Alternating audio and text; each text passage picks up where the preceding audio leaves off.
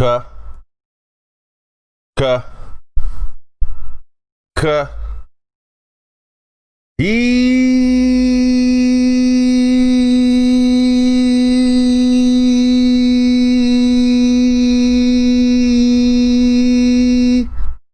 Mo.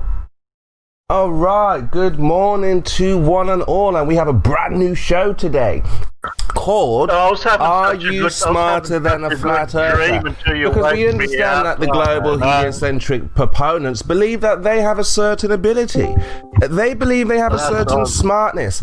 They believe they have a certain intuitiveness that tells them the Earth is round, spherical, spinning, flying through space. So what we're going to do today, we're going to try and find out, are you smarter than the flat Earth? Now, I'm joined by an array of globe believers, but the question is, they believe, but are they smart? Are they intelligent?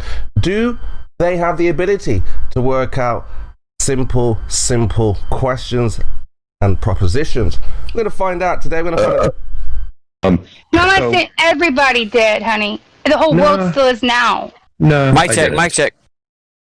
But, Mic check, hear ya. Just so do you Oh, you heard me. Yeah. I hear you. We just not heard you though. That's it. Your light's been on forever, but nobody could hear what you're saying. I think this is my cue to go to the liquor store. Completely deleted the app and everything. Stacey, do you recall when you first started? You don't sound like Winston. It's definitely what's that, sweetie? Jeez, I did I. Have you got a new mic or something, mate? You sound different. Yeah, I got a new headset. It's supposed to got a decent mic. Everybody prove your Winston. Say specificity. Specificity. There we go. That's him. G'day, buddy. Seriously though, I'm sorry. It just doesn't matter. Didn't you hear earlier? It's actually substantive Which they think that you're specificity. stupid, by the way. Yeah. It's a little bit more than the thought, but Stacey, I was going to ask you a question just bring it back to Jay Tolan real quick before I go somewhere else. I just because you asked me originally what I thought about it when I saw it. Yeah, exactly. I'm just telling you that I thought they were. I was like, wow, they were amazing images and videos and stuff, and I was curious like what the hell's going on. But I also know that the longest shot, like the record for the longest camera shot or whatever, was at like 275 mile mountain range. So that's a world record. So I figured that if this guy was actually taking images that were 1,200 miles from a plane or whatnot, there'd be some kind of recognition for that, some kind of record that he would have achieved. But there's not really any recognition. You thinking nowadays, though? I mean, there's not going to give that recognition because they don't want it out there. Listen, if it is true, right, that the Earth is flat, he's got proof of that. Let's say that's real, you guys. For you, do you really think, if they've been lied to, that they're going to allow that information to get out? If they've lied to you, do you think they're going to allow that? Who's they? The same old conspiracy. See, y'all can't even entertain hypotheticals. That's the crazy part, Smoking Man on the X-Files. That's who they is. You're scared of hypotheticals. Basically, your rebuttal is it just light bends. It magically looks like the Earth is flat. Yeah, yes, that is. Yes, that is. Thanks for You playing. think that when we see way too far, that light bends and it just makes it look like it was flat, but in fact, it is not. It is bending down away from us on a magic ball. The light never bends enough to make it look flat. Oh, so when we see too far, it has nothing to do with refraction? Is that y'all's news claim? I could play this game. When we see too far, does it have anything to do with refraction? Let's do our best to keep this conversation like a thing, and just when we see too far. Can we answer Austin's question? Yeah, when we see too far. You already know the answer to that, don't you? Yes, he does. When we see too far, does it have anything to do with refraction? What do you think? You already know the answer. Well, see, why is it such a big deal? Well, we're here for a conversation, right? And he's going to ask a question, and people probably streaming whatever we're trying to talk about it. So let's talk. I'm just trying to clarify. Well, yes, then. Okay, so when we see too far, When we see too far, y'all's stance is that it's because of refraction, right? You're the one saying it's too far. Well, when I say too far, what I mean by that is what we're seeing isn't conducive with a physical obstruction being exactly what we're seeing. So you don't want to hear. Why would I say what? All that you just said. Well, it's pretty much understood with see too far, with that word tooth there, that You're it's the one saying it's compared too far. to, hey, calm down, that it's compared to something, right? And what it's compared to is the physical obstruction of the globe Earth metrics they all told us that we all lived on. Right. I'm glad How did you figure that? How did I figure what? Oh my God! That it's too far. Okay. So Jeremy, you like this guy? So how did I figure that it was too far? Well, what we see, it isn't, of course, consistent with the physical geometric horizon of what we would see a physical obstruction, right? That's not what we see. So Who what we claimed can would see say. the geometric horizon. Wait, what? Down to the path function. The model and Say it the again. geometry and the radius and all that jazz? Who said we would see a horizon? No, that's not even what I said, geometry though. only? That's not what I said. Calm down. That's not what I'm saying. I'm just saying. Well, then why you said geometric horizon? Calm down. So if you do the math of the physical claim that you're making, calm down. If you do the math of the physical claim that you're making, asking how you got to your claim. You are making a claim. The globe Earth is a claim. So if we look at the globe Earth claim, the physical claim the globe Earth is making, right? There's a physical obstruction that's there. Now, what we perceive is not necessarily exactly what that physical obstruction is, but it is obviously relative. It is obviously relative to that. Agreed or disagreed?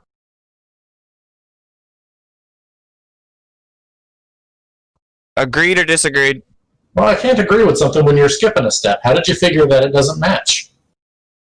Whoa! No, I'm saying what? Oh, because sometimes, for example, the black swan, we do not see the physical obstruction that we should see as a geometric horizon. Sure, you do. Well, wait a minute. So in the black swan, we do see. Let me clarify my question. The horizon physically that we should see. You said geometric horizon again. Why? Because that's the argument. It's about the geometric claim That's that not you our make. argument. It's a No, well, actually, yeah. You make a geometric claim. You need to catch up. No, I don't. Catch up. Oh, so okay. So the globe Earth model doesn't make a geometric claim. Is that your new claim? Well, there's geometry involved, but that's not all there is to it. They don't need a radius here with it. They don't need a radius. That's what they're saying now. Model make a geometric claim? Yes or no? What's it? You're going Not on only. Let Jeremy say something. Stop bringing up other people. Stop imploding. This is important. Guys, this is very important. Understand. Hold on. What's it? Just talk. Y'all freaking out. Just talking normally with you. Just. Y'all freaking out. Cool. Says the person I'm who's trying to be talking cool, on but y'all won't be honest. All right. Well, let me just clarify. The globe Earth model is not pure geometry. There's more to it than that. Good thing I didn't say it was. Well, you're just saying does it make a geometric claim as if that's all there is to it. No, actually, I'm asking it as if you people are scared to even answer and make your claim. You've proven me to be correct. You've proven me to be correct. This entire group of people. Thank you, guys. Yes, you're correct in thinking you're an idiot. You can leave now. No, actually, what's correct is that you guys are afraid to answer simple questions. Goodbye. Because you're afraid of the implications of your own claims. Hold on, Speedy, stop doing I'm that. enjoying the conversation. Yeah, and what's it? Like, calm down a little bit, man. Like, I'm super calm. Just calm down. You're not super calm, dude. Something's up with you. So just talk. Something's up with me. So should I let 4 people interrupt me, Kosho, and then not ever answer the questions? And then I told the other person who was You got an answer. I think we all need to calm down. I'm enjoying the conversation. Let's continue. Carry on. All right, it's simple. So the globe Earth makes a geometric physical claim. Agreed or disagreed? It makes more than that. Agreed or disagree specifically on that point, though? I disagree. Agree to disagree specifically on that point. I disagree. It makes more than that. Okay, but does it make a geometric physical claim? No, it makes more than that. But does it make that? Does it? You don't get to isolate part of it and say that's This is the world that y'all like to live. Okay, part of it. So does it make a geometric physical claim? All the relevant parts of it. Not just Does everyone in the room agree with this guy? Oh, you know what? I'm going to be a little for a second. Yes, with it, it makes a geometric claim. Yes, it does with it. Yeah, of course. Right. Fair. Inherently, it makes it geometric. Give a complete answer, and then yeah, of course. Inherently, so stop. Inherently, it makes a geometric physical claim, right? Inherently. So. Thanks for unmuting him, by the way. This is great. Jesus Christ, this is like talking to toddlers. So the geometric claim it makes is a radius of 3959. So then it has a geometric horizon, which is deduced from that radius and the elevation height of the observer based on what we should see, based on physical obstruction. Now your stance is that what we see is actually that physical obstruction, but altered because. That's where you're messing listen, up man, again. listen, bro, y'all won't even let me. I'm trying to. Yeah, but altered. I said, but altered. So is that's not what y'all stand. I said, but altered. Is that your stance or not your stance? You are a butt altered. Yeah. I said it's the physical obstruction, but altered. Is that your stance or not your stance? I don't exactly know what you mean by that. Yeah, see, exactly. Y'all just want to constantly interrupt, obfuscate, and lack comprehension, but tout intellectual superiority. It's a fucking joke. Okay. Are we on a ball? Is there a radius of 3959? Are we on a ball, a geometric shape? Well, they're playing games. They are afraid to have real conversation, and that's what I want to know. I'll break it down real simple. Are we on a ball, a geometric shape? We understand. We all understand. Can tag out for like 20 minutes, Kocho? Yeah. Have him calm down for a second so Slacker can. Bro, y'all don't want to answer the questions. Stop talking, please. Allow other people to talk for a second. What, dude? Kocho, what are you gonna do, dude? Stop talking for real. For what, Kocho? Dude, stop talking. Please stop talking. Why are you being co-moderator? Kocho, settle. Slacker, why don't you just, instead of waiting for his questions, why don't you just explain explicitly that way he doesn't have to straw man? Yeah, I know, and he's interrupting you, I know. No, this is a straw man. Are we on a ball? Is this a geometric shape? I've been asking simple questions, y'all can't answer them. See if y'all will. We live on an irregular oblate spheroid that's covered in air. There's a pressure gradient, there's a temperature gradient, and there is a gradient of humidity as well. All of this affects what you actually see. You will never see the geometric horizon because we don't live on an airless object. Should I go on? So how did you figure out the radius then? One who figured it out, you're going to make fun of the stuttering, but you can't answer a question. How'd you originally figure out the radius value if you use the horizon, but the horizon just an apparent location, you use it to make a physical claim? I think you got everyone in the server cannot debate this. Y'all are making fun of Stacy and she's dominating you. No, I don't play that little gamma males want to try and pick on a female because y'all are little weak gammas and y'all got life fucked up because the funny part of it is you can't even address what she said. So address what she said. You are the one who needs to calm down. Still can't address what she said. Still can't address what she said. Gotcha. Still can't address the point. Still can't address. Still can't. Still can't address the point. To actually answer the question, no, I didn't figure it out. Someone else did. Every single one of my observations is consistent with that, though. Nope. She said, "How did you figure it out in the first place?" Well, I didn't. I answered that. But how was it figured out in the first place? It depends on what you believe about the past, and I'm not really what we believe about the past? Would you agree that's an important thing, though, right? Well, Stacey already said she doesn't believe. Is how you came to the belief of your radius value important, yes or no? I'm not answering your question. I'm answering her. Yeah, you can't answer any of the questions because you're a clown. Come on, Coach, I'll mute this bitch. Stacey already said that she doesn't. Y'all want to mute me because you can't answer my questions because you're actually. I'm not answering your question. I'm answering Stacey's. The question is kind of Witz's question because you're literally not getting to the specific point that he's asking because you're derailing, and I'm just asking you to tell me where you got your dang horizon. I'm sorry, your radius of 3959. If you've never seen a geometric horizon, it's supposed to exist on your ball of a geometric shape. So we have the same question. So answer the question. See, you won't let me answer. We can go into that. I was avoiding the history of it since you said you. We know you were avoiding it. Go ahead. We'll go into the things that I've personally done that are consistent with that. Radius. No. Where'd you get the R value? I've set up my telescope at different latitudes, and to align them properly, you have to set it up so that it's pointed at the North Star.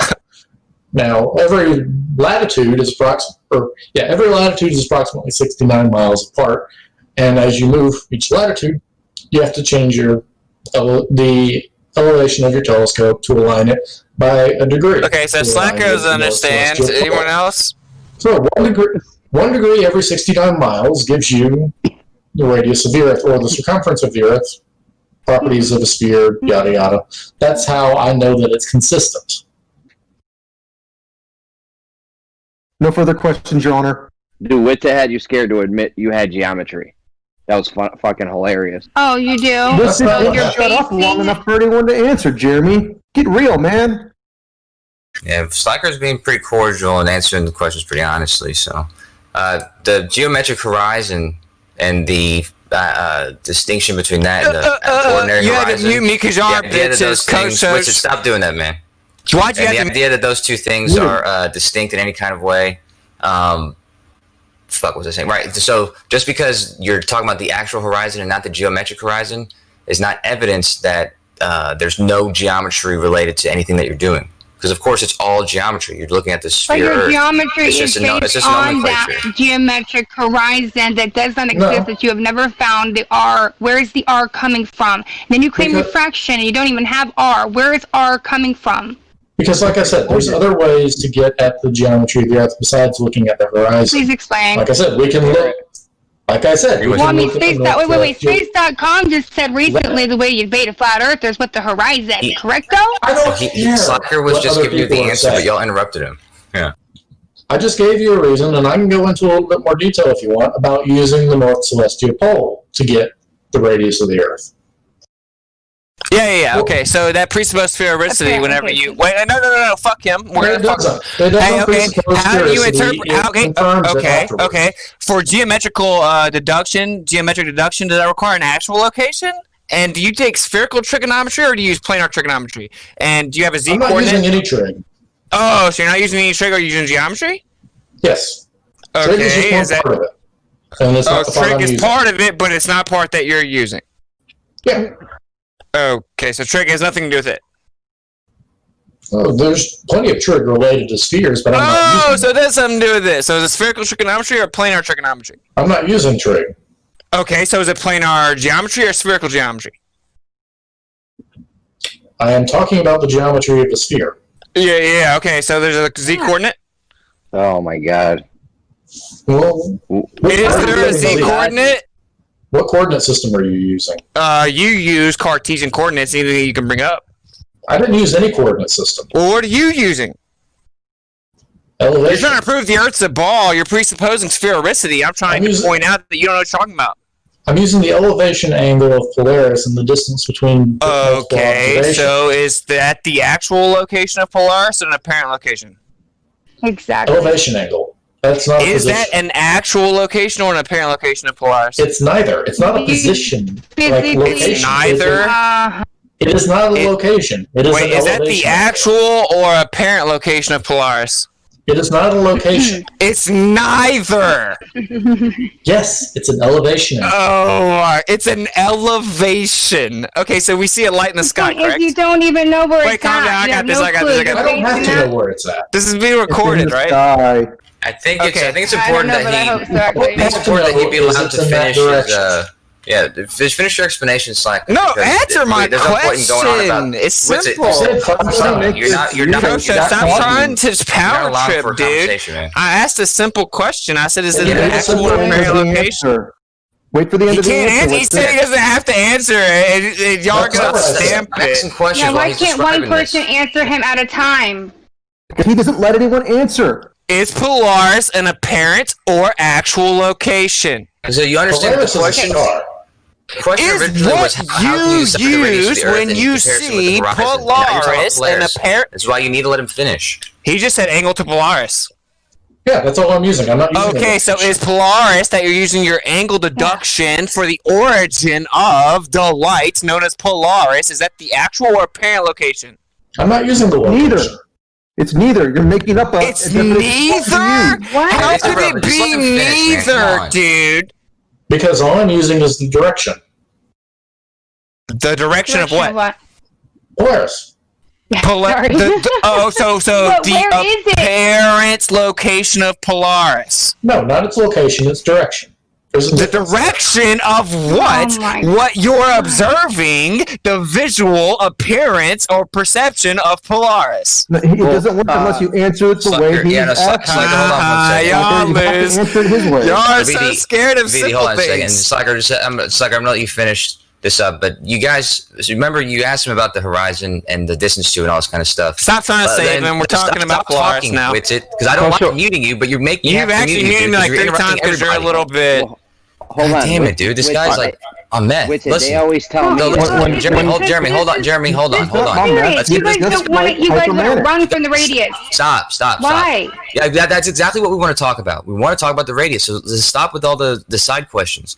He's going to describe to you. Whoa. That is how you guys are getting your radius that you're saying that he's like, I measured it, I know it, it's a sphere. So but at the same time, you're basing on apparent location and you cannot verify. Stacy, just allow him to finish before you critique I will. Go ahead, honey. Make sure that they'll do the same to you guys as well, okay? But don't interrupt him every time he starts speaking. Okay. No problem. So yeah, go ahead and finish the radius with the horizon, and I'm sorry, not the horizon, with the horizon specifically. Yeah, not the horizon with Polaris. Yeah, I see that Polaris's elevation angle, not its location, because I don't care where it is, just which direction it's in. Its elevation angle changes by 1 degree for every approximately 69 miles I move north or south. Now, if we take 69. Number of miles for 1 degree of change, multiply that by 360, we get the circumference of Earth. And then from the circumference, you can get the radius. That's one way we can validate the radius of Earth. You follow? No trigonometry, no locations of Polaris, just the elevation angle. So we're literally basing our entire radius and everything on what we believe. You're basing it on what already a presupposition of what we're on, because in reality, you're based on apparent locations, literally in the sky, and telling you what we're But standing the way on. that changes, there's no other explanation. There's no other explanation. Is that the apparent or actual location? It's the apparent position in the sky. So what? Thank you. Yeah. No, it's not a big deal. Extremely matters. Think about how easy this combo would have been, bro. You right said from the apparent beginning. Location. He didn't say apparent location. I said actual or apparent position or location. Yeah, it's the apparent position in the sky. So what? Okay, yeah. See, exactly. See, now you understand my frustration. Forcing him into. Quit now you location. Now you understand my frustration, right? Because no, the I wasn't really. Is you're dipshit, and you're trying to force him to give an answer that he's not agreeing to. I wasn't really trying to what he has to say. I wasn't really trying to make a point right there, right? Like I was just trying to make I was trying to have a mutual concession agreement. All you do is interrupt, and you have to keep interrupting. You're interrupting me for the 4th time in a row. Why you complain about interruption? My attempt to respond to what Stacy said, which is the same thing. We're both said the same thing to all of you 2 times. One is, how do you substantiate the origin of the radius value? Secondly, your diversion, red herring fallacy attempt to look at the sky and not ever address the origin of the R value. We've also pointed out your conflated actual and apparent location. You lose So on can I both respond to ends. This has been about 10 minutes of just bullshit, and then y'all have to mute me and try to I team up agree. on Stacy because y'all are gammas. Now Can you're just I a bitch that respond? won't shut up. What's it? Now sit back and let it Rocket say something if you want to ask him a question. I just pretty much made the point. You should listen. You didn't make a point. You argued like a bitch. Because you're not smart and enough you to need to calm listen. down. Oh, the only time you could ever call me a bitch was on Discord, dude. I don't know why I you call think you a that bitch makes to you your cool. face right now. You wouldn't do shit about it. That's a cool story, Okay, dude, let's but we not all story. know Hold that on. just I wanna calm talk to down. Winston Don't let it about devolve. Just pressure in a stop with your container. little please fantasies where you think you could talk Winston, like that. I want to have a conversation with What's you up? about pressure in a container, which on, all the can I flat just- earthers, including the quantum racer, are scared to talk about. I'm not Get away scared with to that. talk All right, about well, it. can we talk about pressure in a container then? If you calm just down, talk about it. Jesus. What just happened? Can I just recap what happened real quick just now? Please, Yeah, You guys dude. are This trying to game take of an Spiral angle. calling me names. You guys are trying to take the angle of something where you don't know where it is because you don't have its actual location. You don't need an Why would actual we need that? location That's for what the just ninth happened, time, right? Jeremy. You Thank actually for do need demonstrating you need an you didn't actual pay location attention for at all. geometry. You just must not know what you're talking about. not for So, what I'm doing. someone has a question Yeah. about gas An pressure in angle a doesn't container. What's require up? a distance. Yeah. You cannot tout a deduction of angle based You on the cannot apparent deduct an location angle? and then conflate it to actual physical location. Right. You don't need to know Anyway, the distance of something to measure an angle. I Let's talk didn't about even gas say pressure. that. It's nice straw man and diversion. So gas pressure, what's up? What's your question? Okay, if you have gas pressure in a container, does it push on all the walls of the container equally? Do all the walls experience the same amount of force, every direction? The top of the container, the bottom of the container, the sides of the container? It would depend on how big each side was. Well, let's say you just have a container in like a jar. Like if you have a jar and you pressurize the jar, is the gas pressure pushing evenly on all sides of the jar? Well, no, Is there the because the same pressure jar on is the a top and the cylinder. bottom? No, the Well, jar is a cylinder. let's move On on the to top, the you're word. asking different Over- questions. over- You're just like over unit scattergunning area. nonsense. at this The point. PSI, the pressure per unit area, is it the same in all directions of the jar? The pressure per unit area. That is dependent upon the container and what's in it. So are you saying that if I have a container and I'm measuring the pressure, the shape of the container on the sides or whatever, it's going to change the pressure per unit area? Well, If I'm you saying pressurize- you asked, does the pressure, is it equal on all let's the just- walls of the container? let's say- That's what you asked. Okay, well, let's just say it's a cylinder, and then the top of the cylinder and the bottom of the cylinder are exactly the same area and shape. They're circles, right? What is your point? Like imagine a Coke can. Is the pressure that's pushing on the top of the cylinder the same as the pressure that's pushing on the bottom of the cylinder? Is it the same? Does he know what a is it the cylinder same? is? Yeah, like if you imagine a Coke can, if you pressurize a Coke can, which is gas, imagine it was You're empty asking, and you is it sealed the it. same? Right, you pressurize it. Is it the same pressure that's pushing on the top of the Coke can as on the bottom? And the temperature is you temperature can is have a closed dynamic system where it isn't the same, but yes, typically equilibrium will be sought. What's your point? Right. Why can't you just answer the do you not question know yes or flat Earth? no? I'm answering all the questions in depth while y'all run away just from relax questions. and let Look, let him someone's ask the question screaming. and then answer Someone's it. screaming. Let him answer Uh-oh. it. All right. So, All right, I'm going to mute you for now, Witsy, because you're being nauseous. He's asking you a question, you're interrupting constantly, and then when you answer, you're not really giving an answer. You're saying, "What's your point? What's your point?" Just relax, give real answers, listen to what he says, and then he'll listen to what you say. It doesn't need to be obnoxious. Yeah, 'cause- You are creating the obnoxiousness. I've been listening for 10 minutes, and if you think it's not you, you are wrong. Scott, what the Well, we fuck, did go bro? over this earlier. What the We fuck, did. bro? You just heard what the... No, listen, man, listen. You're Okay, you're on mute again. So you settle down, you calm yourself, and then when you're ready to talk like a real adult, we can talk. Slaka, you never did get to finish your response to Stacy. It was ridiculous. You started responding, and 18 people interrupted you, and they never did uninterrupt you. Yeah. Just You want me to go back to that? Hey, real quick before y'all finish that, wouldn't the bottom of the container on the smallest scale be a little more than on the top when it comes to the pressure? I mean, on the smallest scale. What was the question? Remember about they were talking talking about the pressure in a container. Would it be That was a question to Witsit to find out what Witsit thinks. Right. Oh, okay. So none of us could actually ask. You could answer the question if you want. Yeah, you could answer the question. If we have a cylinder, imagine we have a cylinder, flat on the top, flat on the bottom. Yeah. Yeah. And it's the same. I get it, but is this the right answer? I have no idea. But wouldn't it, on the smallest scale, if we could actually measure it, then it'd be more on the bottom than it would be on the top? Why would it be more on the bottom? He said bottom. Yeah, I mean, what's it? What are you putting in the container? Any gas. So a gas, you would still be if you're in the atmosphere, right? If you're in near the Earth's surface, you're still going to have some type of small scale gradient within the container, right? Even though why would you have a gradient in the container? Because of the gas that you're putting in there, wouldn't it settle? But are you talking about just the pressure on the walls itself would measure 120 all over? Right. Well, that's what I'm trying to find out. You have a container, right? And you were trying to figure out whether if it's all at the same temperature. Let's say you suck out whatever's in the container, and then you push in some other gas. It doesn't matter what gas it is. It could even be air. Doesn't matter. Okay. You fill it in. Is the pressure going to be the same on the top as it is on the bottom? Depends. Do you stop introducing it, or do you continue to introduce it? No, you stop introducing it, and everything is sealed. Then that's an equalize. Sealed. That's an equalize. So it's going to be the same pressure on the top and the bottom. Typically, it's an equalize, yeah.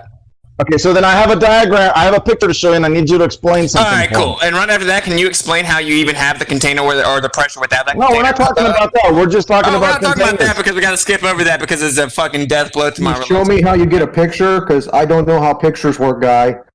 That was a very creative, profound comment. Show us your picture, Jake. And it better be safe for work. I'm just trying to understand the ultimate diversion away from the necessary antecedent to pressure being contained, myth somehow being the conflation to the gradients. We'll get to that. We'll get to that. Well, we obviously know that's what you're getting to, dude. But you're still skipping over the primary premise. We've put the container that I described on a scale. Right. So now that we skip over the primary premise, we have a container, and we just act like that's not a big deal. We're just talking about a container. Okay, relax. We're just talking about a container. We're not talking about by telling me to relax. Dude. Relax.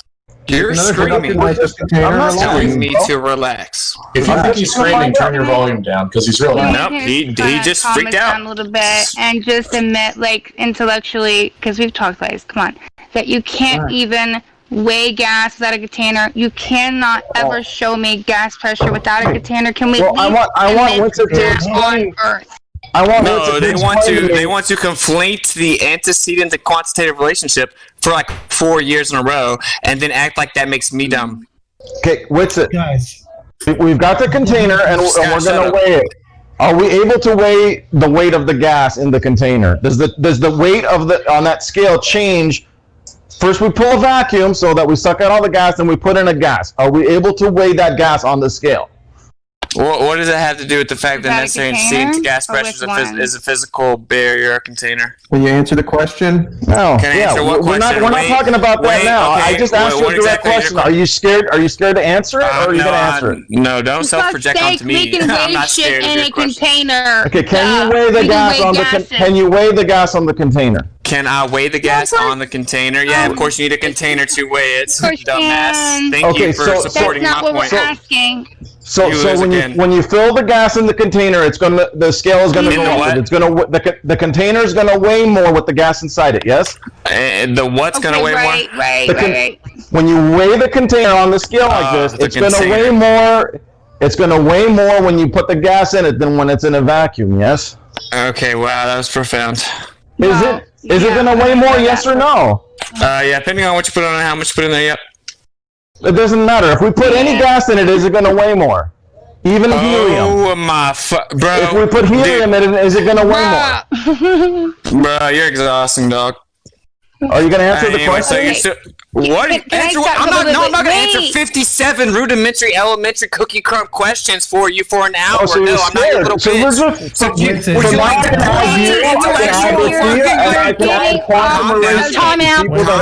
If you would like to pull out an intellectually adult question that's sufficient, right? Like, hey, Austin, here's my whole premise. Will you respond? That's cool. If you want to, please calm down. If you want to grab my hand and act like I'm fucking stupid with your demeaning tone and ask me baby cookie crumb questions, it's kind of exhausting, right? I mean, I'm not going to continue to play into that. So you're scared to answer the question. No, I got it. You're scared. See, that's what you're going to do right now because you're trying to get away with your little plan to be able to pepper me with bullshit diversion questions. I started this with asking you, are you going to be scared to answer these questions the way Q is? And you said, I'm not scared. And I just asked you you're self-projecting your fear because I have about 50 questions you can't answer. It all started off with one question, did it not? Can you ever have gas pressure without a container? Yes or no? No, that's not even how it started. They want to skip over the antecedents postulation from our side, and they want to conflate it to a quantitative sales pitch about how that happened and proclaim causation of the quantitative relationship of the pressure, but they never address the antecedents relationship. And I'm hoping this is recorded because even though this dude's telling me to calm down, if you listen intently to the words that I said, they lose. Once again, just take a breath. I promise you. You want me to calm down, stop, or take a breath because I'm shattering your worldviews? No, I'm good. What do you? Okay, then how about you offer a substantive specific rebuttal? Yes, here's my rebuttal. It makes sense if you just calm yourself a little bit. Because and offer a substantive specific rebuttal. I don't need your color commentary from a gamma. Calm down. That's my rebuttal. I don't care what gamma males think of me, so continue to respond with some substantive specificity. I don't know what that means with it, but what you're doing right now is gamma. You're trying to tell me what you think of me. I couldn't care less than I do. I'm trying to moderate. Respond to the point. Oh. Yeah. Okay, listen, I'm trying to moderate. You're making it so that nobody can have an actual conversation. You're actually disrupting the flow of the room to have any kind of reasonable adult conversation. I know you don't believe that, but I promise you, I'm not exaggerating. It's you. You're a little bit hype. You're yelling in your mic. You're sort of not letting anyone talk. You're interrupting constantly. You just got to calm it down like 50% and everything will be cool. Now, I don't know if you're going to be mad or not when I unmute you, but try to just hear what I'm saying. I'm not being a dick. I'm being honest. No, I just want people to respond to what I'm actually saying instead of talking about me like they're obsessed with me because it's weird. I don't care what people think of me. Just respond to what I'm saying specifically. Well, we're going down a line of question to determine how well you understand this stuff. So I'm asking you these questions, and I want to know whether you're scared to answer them. And so far, the answer is yes. I'm scared to answer them. No, I've answered every question. What question was I scared to answer? See, you had to throw that little backhanded gamma male self-projection in. You had to from the start. You couldn't help it. From the very start, you had to because it's like this thing with you, bro. I don't know who you are. You're probably too old to be doing this, and you're probably a fucking loser. And you want to try to embarrass me or something. And the truth is, you're self-projecting that you're scared to answer questions. Bro, I'm not scared of shit. What do I gain by saying that the earth is flat other than just being a real one, something you know nothing about? Ask any question that you can come up with, and I'll answer it. You can't answer about 50 questions I could ask you. So stop self-projecting. Brother, chill it, brother. It's all good. It's all good. Let's be nice to one another and let's get this debate on the table. Now, he did answer 3 times. I did hear him answer 3 times. He said it would be equal. Well, let's keep in mind, Flatties, that the Globers are trying to get us to lose our stuff and just embarrass, ourselves with an angry outburst. They'll pretend not to get it. They'll be obtuse, recalcitrant, stubborn, not grant any concession. They basically don't want you operating intellectually. They just want you flustered and frustrated, for a photo op or an embarrassing moment. So just try to keep it, he's very triggered right now, and he's refusing to answer the question. Lemon, I love you, bro. I love you, bro. Very well said. Why don't you clarify first, Wixit? My bad. I need to calm down. Let's get to the combo, Jake. Just go ahead and ask. Look, just give them the information. That's it, and then move on. They won't try to frustrate you on purpose. Thank you, Lemon. Jake, What's it? We pull a vacuum on that container to empty it, and then we fill it with helium. Okay, we fill it with helium. Now tell me, is there going to be a way to? Is the weight of the container going to change? Is it going to register an increase in the weight when we put that sealed container with the helium in it on the scale and compare it to the weight with the container with the vacuum? If we put helium in a container, is the weight going to change? Right. Is it going to be heavier when we put the helium in the container versus a vacuum of the container? No, I wouldn't think it would be heavier because helium's, of course, lighter than air. So it would be lighter than when you pull the vacuum on it. Yeah. Okay, that's false, by the way. There's many experiments that demonstrate that. That's something that they do in science classes because that's well, if you're actually, wait, kids think. Wait, time out. To clarify, and that's not what the case is. Are you talking about adding gas to a vacuum? We draw a vacuum on the container. We draw a vacuum on the container. If you're adding gas to a vacuum, of course, something is more than nothing, right? So please explain it again to him for the 9th time because he wasn't listening the first 8 times. Okay. Anyway, I just answered. So now you're saying it's going to be heavier. Well, after you said it was going to be lighter. Yes. If it's a vacuum chamber, sure. If it's empty and there's nothing in it, and then you add something to it, it's going to weigh more. So even if we add helium to that container, it's going to be heavier. Yeah. Right? So helium doesn't actually defy gravity the way the flat earthers claim, right? Well, that's a container. The reason that helium's a problem for you is that when contained within a light vessel, it naturally wants to mediate the pressure by going up because it's less dense than the air. I mean, it just means that it but it is heavier. It is heavier in the container. It directly defies the vector claim of gravity. Wait a minute. Wait. You just said that the helium weighs more than the container? How do I know how much the container weighs? No, we weigh the container with the vacuum, which is just the weight of the container because there's nothing in it. And then we put helium in the container and then we weigh it again. So it's going to be the weight of the container plus the weight of the helium. Correct. Well, you have to minus the weight of the container to measure how much helium and how much it weighs. Correct. Right. I get it. So now comes the next question. How is the helium pushing harder on the bottom of the container than the top in order to increase the weight on the scale? Because if the helium was pushing harder on the top than the bottom, then it would weigh less on the scale. It wouldn't weigh more. But it weighs more, which means... Do you have to have the container, bro? Yeah, it's got to be in the container for this experiment. And in this experiment, the helium is gonna register a higher weight than the container with the vacuum, right? Well, weight is what? Force times weight. Why are you explaining weight to him? Yeah, calm down, dude. On the sideline, people immediately freak out, dude.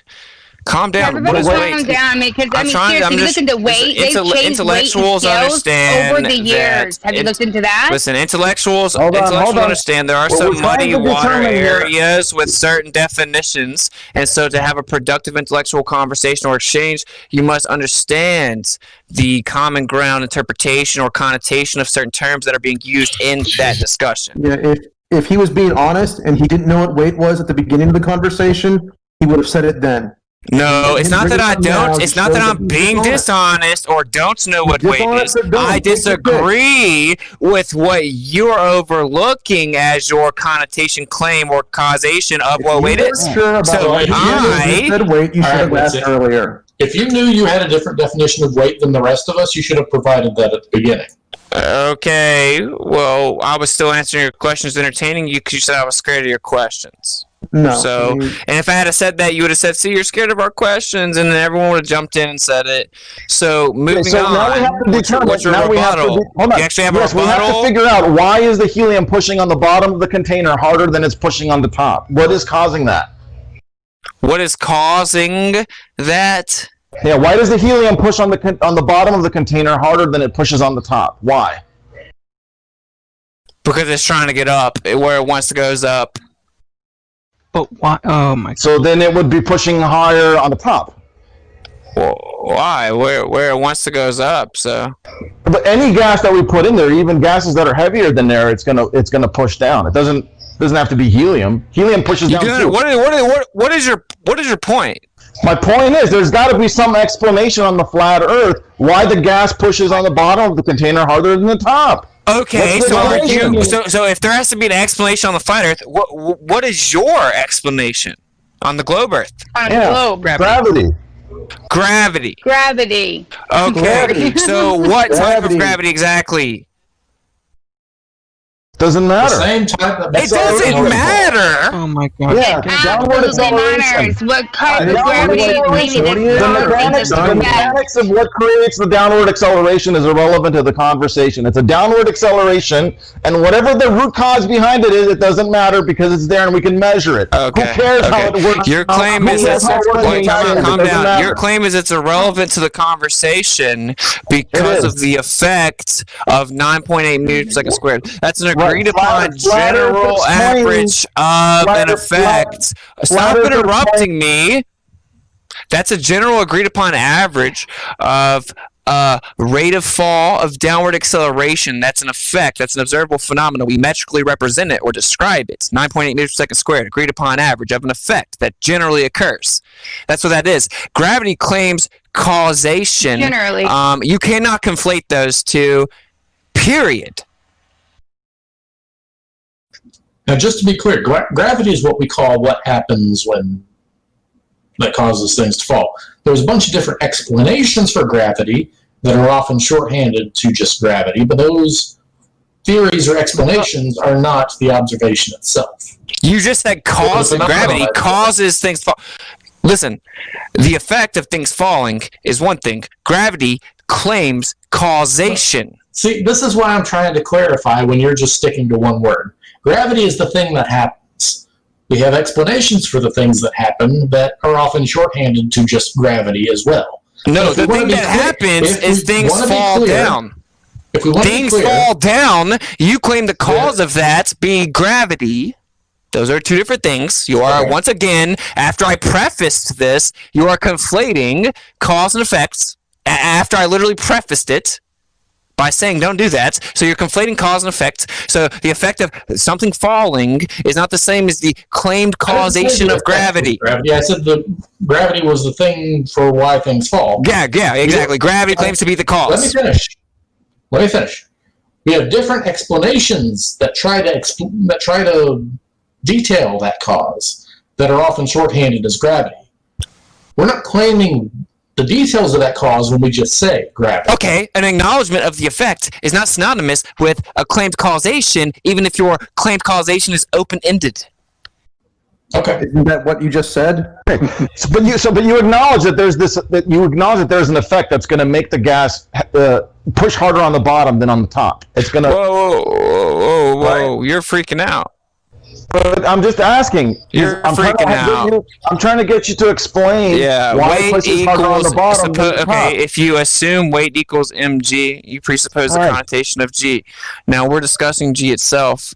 Now g is oftentimes to the layman or the uninformed person conflated when it comes to little g and big G. The effect of something falling is oftentimes conflated into actually being what gravity is, which gravity, in fact, claims to be the cause of things falling. Things falling is an observable phenomenon.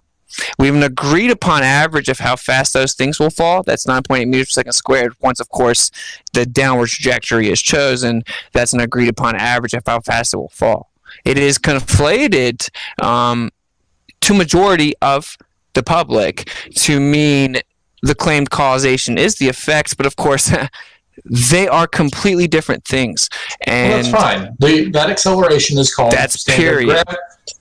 That acceleration, the 9.8, is called standard gravity, which is the acceleration due to the cause of which is gravity.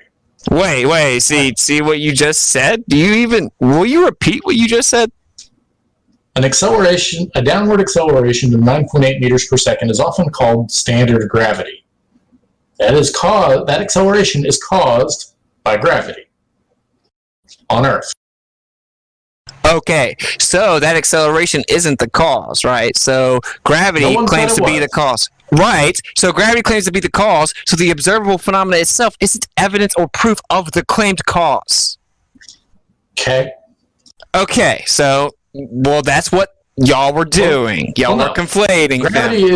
Gravity is this being recorded? Gravity is the name for whatever it is that causes the acceleration of standard gravity, or whatever the actual local gravity is. The little g and big G are conflated. Effect and cause are different things. Is this being recorded? No one brought up big G except you. It is replayed at your next court date. Just be mindful. That's a cool story. Well, the thing is, gravity has two kind of contradictory conceptions. The Newtonians said there was a center of mass, despite the fact that nobody's been to the center of mass to offer confirmation. The Einsteinians said it was the effect of space-time. By calling it an effect, it just took for granted what the cause was without really confirming what the cause was in the first place. Do you have to go to the center of a bowling ball to determine its mass? Yeah, we've been over this time and time again. Center of gravity is a mathematical convenience. It has nothing to do with any actual cause. That's convenient. What relation does it have to reality beyond the reified conception? Are we talking about something nothing, that's of course. here, or just a concept? It gives a simplified way to interpret it mathematically. The center of gravity mathematical constructions based on reification of presuppositions. The center of gravity is where the net acceleration due to gravity will point. Have we verified that this thing exists? If not, then this may be reification. It's going to be. Hey, if gravity has a singular vector of down relative to the center of mass, how can it act as sufficient containment for the omnidirectional dispersal of gas? Do you know what I mean by net acceleration? Hey, if gravity has a singular vector of down relative to the center of mass, how can it act as sufficient containment for the omnidirectional dispersal of gas? What the experiment shows, though, that the omnidirectional nature of gas is given a preferred direction in the container. That's why it pushes harder on the bottom than the top, because it's not omnidirectional within the container. Within the what? Within the what? Harder on the bottom. Oh, you're arguing for me. You don't even realize it, and you're really arrogant about it. It's pretty funny. You have an explanation for why the gas is not is in a container? Yeah, because containers are required. What's up? What's the next question? Omnidirectional in the container. Why is it? Well, why does gas ask omnidirectional? Well, that's my question, because you claim that gravity is the containment of. Listen, you say that gravity is the containment of gas, right? So I'm trying to figure out if gravity is the containment for gas, and gravity has a singular vector of down relative to the center of mass. This means it points to the center of mass. Gravity has a singular vector of down relative to the center of mass, and the closest to the center of mass that we can get for practical, usability purposes is the surface. So if there's a singular vector of down relative to the center of mass, the surface is the closest to the center of mass, and gas is omnidirectional in its dispersal at the surface, then that singular vector of down relative to the center of mass is not acting as sufficient containment or prohibition of the omnidirectional dispersal of the gas. But we're seeing that the gas is not acting omnidirectionally in the container because it's pushing harder on the bottom than on the top. In a container? Okay, so when I let gas out of the container at the surface of the earth, what happens? Hey, Jake. But when I let the gas out of the container at the surface of the earth, what happens? It tends downward. So some of the gas particles go directly up? But more of them go down. Is one of the potential vectors? Is one of the potential vectors directly up? Not for long. Well, that depends on how. Yeah, no, it is. Yeah, they are. Some of the potential vectors are up, but more of them are down. Okay, well, so you're talking potential about vectors gravity. Where's the opening? You're talking about gravity like it's the organizing force of reality. That's a metaphor. So the question is, what's it on the flat Earth? What makes the gas in the container prefer to go down than up? Oh, it's very simple. Gas, right? So we have all these different gases that are on Earth. It's almost like the Earth. Y'all are freaking out already. It's almost like the Earth. It's almost like the Earth was created or something. I don't know. Please chill, dude. It's almost like the Earth was. It's almost like the Earth. Can I just say something, man? So it's almost like y'all are scared. Without saying anything. Hold on. Why are y'all so scared? What's it? I'm not trying to heat up right now. What are you trying to say, Curves? Why are y'all attacking me so quickly? It's very telling. Just hold on with it. You can't have a conversation like this. Yeah, you're scared. Okay. Okay. Is that what you're saying? Basically, is that it's impossible? What? Okay, so there's the fucking opening in the container that he kept babbling about. But the only problem, it's going to expand wherever it's able to expand to, and then you can work out what it's going to do from there. Wait, can I answer the question, please? He asked about the gradient. I was trying to answer it, and everyone freaked out and attacked me. So all I'm trying to say is it's very. Bro, can I just give it? Can you just calm down and give me a couple seconds? Just sit with your hands on your sit on your hands. Oh, so I was asked the question. Y'all were scared of the answer. Now he interrupted me, and he gets the floor. Got it. We're just trying to figure out what he's trying to say, and I can't quite hear him because he's lower than you. So when you talk, it overlaps him. Okay, well, going back to the problematic conception that Globers have of gravity. Hey, Lemon, what's it is next? He was about to answer the question. We just asked him to pause for a second. It wasn't an invitation for you to then surf the mic. I'm jumping right on to there. Sorry, with it. So what's it? I think it's your turn to answer that question you want to answer. Okay, so dude's asking about the gas and the gradient on the Earth. So there's this it's crazy. It's almost as if the Earth were created or something, but it acts as if it is this closed dynamic system that's self-sustainable, and it creates an inhabitable environment for those of us that are on the Earth. And gas, there's numerous different types of them. They cycle in and out based on the homeostasis and the environment in and of itself that's at the surface. Majority of the action takes place at the surface, of course, that being majority of the matter, the inhabitants of humans and animals and trees and vegetation, etc. And of course, compilations of matter have an electrostatic nature as well. The Earth acts as a cavity resonator, has resonance field, but beyond that, small side notes, but simply, the Earth is a closed dynamic system. And of course, with all of those processes going on at the surface, there will be a higher concentration due to the constant introduction, more so reintroduction of gases at the surface. All right, Stacy or Becky, please explain what the fuck he just said for the last 2 minutes. Can I just throw one thing in there? He said the acceleration is down to the center of mass. Even on a flat plane, that would not make the acceleration vector perpendicular to all the surfaces. Well, the closest thing that we have to an organizing principle is frequency. It appears that you guys are treating gravity like it is the organizing structure of reality. You're not really treating it like a force.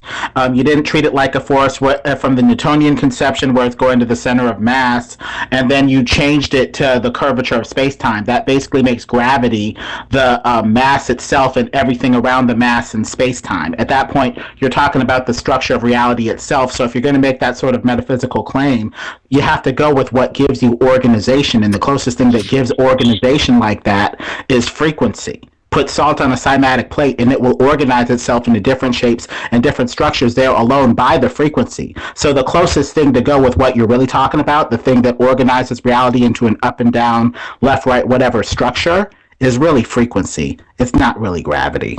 Boom. So, fuck is that? Are you saying? Oh, y'all are freaking out about what he said too. Are you basically suggesting that the pressure gradient is because, like, the land and the trees are somehow emitting a constant flow of gas that keeps the pressure higher near the surface? Is that basically what you said? Well, actually, I said a bit more than that. So, the compilation of the matter is a detail, right? Of course, so now you think mass attracts mass. No, can I just talk, or are you just gonna freak out. So, yeah, there's a compilation of matter, of course, of the surface that's higher relative to above it, and everything's inherently electrostatic. So that plays a small role. It's pretty negligible, though. So is it an electrostatic force that's making the gas in the container push harder on the bottom of the container than on the top? And of course, there's also energy coming from the sun. So when the energy comes from the sun, can you please chill out? So the energy comes from the sun, and of course, that also affects the dispersal of gas. So energy coming down, and of course, the absorption rate of the energy from the sun is relative to the amount of compilation or the compilation of matter. But I'm just worried about the pressure gradient in the container, because the container is not being heated by the sun. There's also gas being introduced at the surface level, right? And so if there's this cycle that takes place, and in its primary use is at the surface. Yeah, it's a closed dynamic system, but and we're we have a just talking gas. about in the container. Why is there a pressure gradient in the container? Are you not listening? Maybe we should specify the little container, not the big one that you think is around the earth. Right. We're talking about in the container. This guy doesn't listen either. What's up? You want to answer the question, dude? Yeah, in the pressure gradient that's in the container, the small container in the picture that's sitting on a scale. Imagine this is sitting on somebody's desk somewhere. Okay, why is there a pressure gradient that's causing the gas to push down on the bottom of the container harder than the top? And you can take that container and flip it upside down, and it'll still do the same. It'll keep pushing. The gas will reorient itself to push harder on the bottom of the container than on the top. Why? Okay, yeah. Well, what happened if you continuously introduce gas at the surface? The pressure will keep going up. How about the pressure will keep rising, which, by the way, we don't see on the Earth. Would there be a higher concentration at the bottom of the container? You're not answering the question. He's talking about the small container. I am answering the question. We're not introducing the gas. No. You can just okay. Well, yeah. Scared to answer the question. Scared to answer what question? You're asking. So wait, time to clarify. The small container on the scale. Why does it have a differential? It's just a tiny container. Why are you so afraid? You can answer that. You can answer that with cohesive forces. If the liquid or whatever is in the container is pulling on its own self, it's going to tend to have cohesive forces that'll have a general downward direction if it's contained anyway. Wait, I don't even know. Wait, time out. I'm trying to understand I'm scared of what question exactly.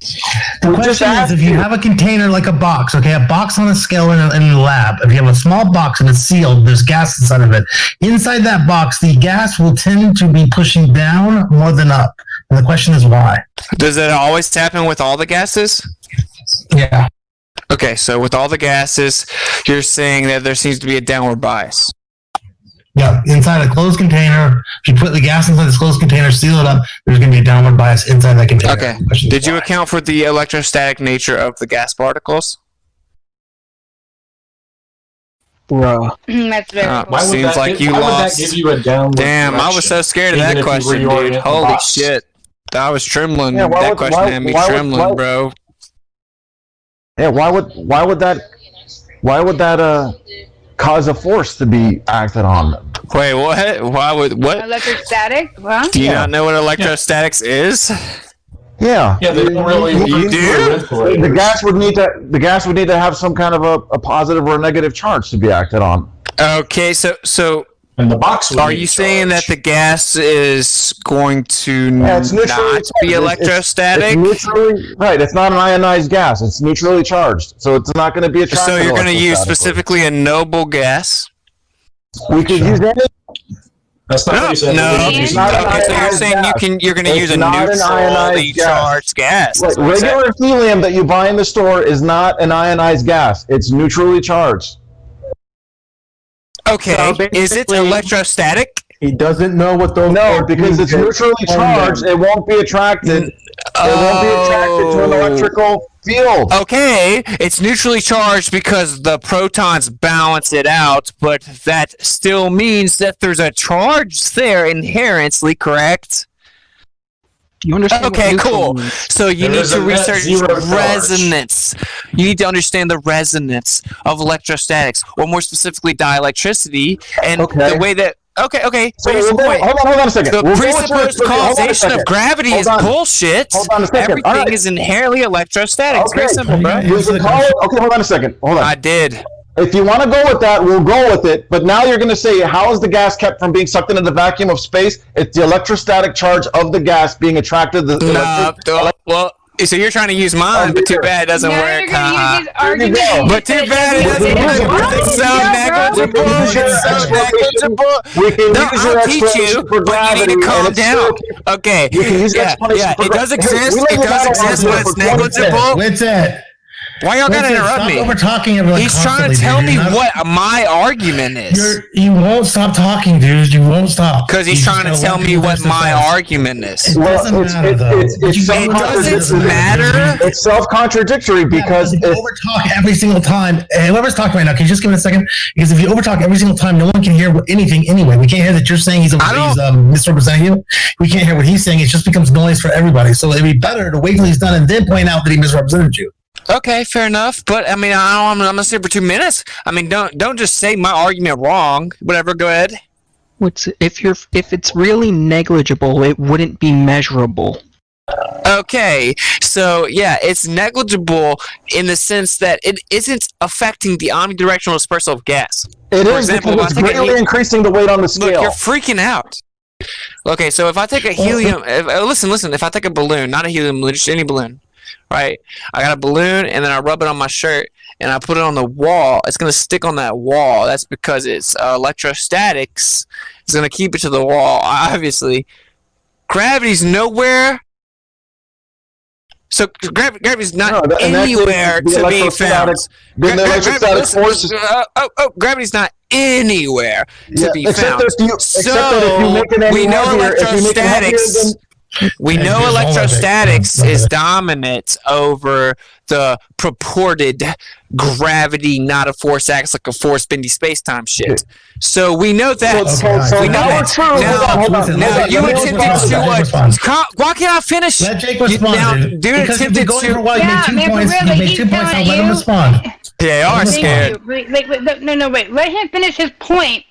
Like you said, and then rebuttal, because then we'll have an understanding and we won't circles. It's all good, Stacey. They're just scared to hear me say my full point. All we want to do is have 1 point response. No, you want to not make sure I can make my full point because you can't rebuttal to them typically. What's happening? I'll offer rebuttals. Okay, so can I just finish what I'm saying without you interrupting? No, please don't. Actually. Well, we're gonna get to it somehow or another. We have to be muted, Jack. You can't be, but it's just you already have. So the problem is with it that if you keep going on and on and on in a long string, people's patience will run out and they're gonna start interrupting you. The problem is you're a shill and you're afraid to hear the truth. Interrupt them. You're gonna feel justified to interrupt them, and then it turns into chaos because you both have an actual reason, a good claim as to why you're doing it. And so, Scott, you want to let 5 people attack me? Scott, you let 5 people attack me, and then I start to talk, I'm trying to be very. Yeah, but Scott, exactly. You know that's what's happening, though, right? And I'm trying to be very concise with my. There you go, interrupting me. There you go. I'm trying to be very concise with my points, and I know it. Oh, there we go again. So I try to be very concise with my points, so that. Oh, there we go again. I'm trying to be very concise. Why you keep interrupting me, Scott? You're scared of what I'm about to say. Scared of what I'm about to say, bro. Let's interrupt each other. Why are you so scared of what I'm about to say? How could what I'm about to say on a headphone in 2020 scare you, bro? Calm down. Can I make a point real quick? I am calm, bro. I'm calm. I'm laughing. Can I make a point? Seriously. I think why Witsit gets this way too is because when this was being talked about, you guys would deny static electricity. That then turned around and said, "Oh, that's what's happening up in space. I mean, in our atmosphere." And in reality, how can you go from one thing to the next? You proved his argument. Stacey. No one denies static electricity ever, and he wasn't literally saying that's the truth. He was making a point. Denying it Let me finish. Nobody was denying static electricity. You misheard if you think that's true. Everyone's aware that electrostatics is a thing. And then when he said that you could use the same argument against the existence of a container, he's making the point that the argument is broken. Is if he can use it to explain away this small box, then everything else. Right now, what happened was I brought up the electrostatics, and then the dude said, "Okay, so the electrostatics is acting as containment of the gas," and I said, "No, that's a straw man. I never said that. I'm just saying that's all that's there. You're making a claim additional to electrostatics. Why you have to keep interrupting me because you know I'm exposing you." He's making a point with it. You have to interrupt me because you know I expose you. That's the only reason you have to interrupt me. Okay, so now you're afraid of what I'm gonna say. So electrostatics is gravity is additional to that claim, right? So we know electrostatics. Stop, dude. Just chill, dude. Okay, cool. Jesus Christ. Cool. Okay, just listen, man. So gravity is additional to electrostatics, although we know electrostatics to be much stronger than gravity purports to be, and there's no physical evidence of that at all. Of course, we can't physically manipulate and understand that dielectricity, electrostatics does exist. And we know it's much stronger than gravity even claims to be, and it doesn't act as sufficient containment for the omnidirectional dispersal of gas, so there's no way gravity does, because electrostatics doesn't. There's no way gravity does. Okay, so objectively. Okay, I heard you. So he was making a point. When he answered you, he was making a point that your response, your explanation for why it was tending to push downward rather than upward, your response refutes many of your other claims. It's a broken response. If indeed that's the cause of this omnidirectional behavior, then you don't need a container anywhere. And yet you claim you need a container. Excuse me? What are you talking about? You just strawman the shit. At least this is being recorded, though. Okay, so, well then explain why that wouldn't be the case. If we're strawmanning you, explain why that wouldn't be the case. Okay, well, listen then. So, if electrostatics is present, but we know electrostatics to be much stronger than gravity even claims or purports to be, and electrostatics doesn't act as containment of the omnidirectional dispersal of gas because it is much weaker than that, because gas in the air, right, just disperses omnidirectional. It seeks equilibrium, pressure mediation takes over all. It has nothing. It doesn't have a opinion about it. It just happens, right? If electrostatics is present and it's known to be way stronger than gravity, meaning you could never detect gravity if electrostatics was present because it's stronger than gravity claims to be. And electrostatics isn't acting as containment of the omnidirectional dispersal of gas. Gravity certainly isn't doing it. And yeah, welcome to the club. Welcome to Flat Earth. So electrostatics is there. And no, it doesn't act as containment either. So if that's true, hold on a second, Scott. Hold on a second. So if that's true, can you use the example of I take a balloon and I rub it, it'll rub it on my shirt, it'll stick to my shirt, right? Because of electrostatics and it'll defy gravity, right? Yeah. But what if that balloon is filled with water? What if it's a water balloon? Will it also behave the same way? No, the water will make it fall. You think that manipulating the density substantiates your claim? I thought you said electrostatics. You think that manipulating the density? Well, the electrostatics is obviously factored in. You said electrostatics is much stronger than gravity. The electrostatics is factored in relative to the density of the object. Obviously. Okay. Come on. So then. Wow. Anyway, when I take that balloon and I measure it. Hold on, let him respond. All you do is overtalk people. Just let him say what he wants to say, man. Go, Jake, go. Well, so then you're now invoking density as a different force than electrostatics, right? Well, I never said density was a force. Cool, strong man. Okay, then why is the water balloon falling to the ground and not being stuck to the because it's more dense than the air. You're laughing because I don't know. Scott just laughed as if he was some intellectual superior. Because stop out. Scott just laughed because as if he's some intellectual superior. Because I do not agree with the presupposed axiomatic interpretation of what he was proposing, and that makes me stupid. I wasn't being insulting, but this is why I laughed. You said, "You're a bitch, dude." Hold on, let me respond. You said, I never invoked density as a force. And then he said, okay, then why does the water balloon fall? And you said, because the density is greater. And then it sounded funny to me because you literally just said you never invoked it. And then you invoked it. That's all. No. You just misunderstood because you were so anxious to try to think that I slipped up. I don't think that's true. What happened? No, but the part that you left out. Density was a force except you guys. Yeah, the part. Well, then why does the part that you don't want to mention was that I pointed out I did't call it a force. I did not call density a force. That's a presupposed axiomatic interpretation or claim that you're making. So the acceleration, the axiomatic antecedent being force. Look, y'all have to keep interrupting me because you know that I'm dismantling your bullshit. Why does the water balloon fall? Is the question you haven't answered? Because it's more dense than the medium it's encompassed in. The density of the medium it's encompassed in has a relative relationship with the object, the density of the object. So it stop.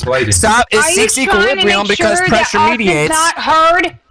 Yes, that's exactly what he's doing, dude. So people cannot hear the actual fact of the reality. He doesn't answer the question. That's all he can do is interrupt me so people can't hear my point. You said the balloon falls because of relative density. What's the force? Once again, you said what's the force?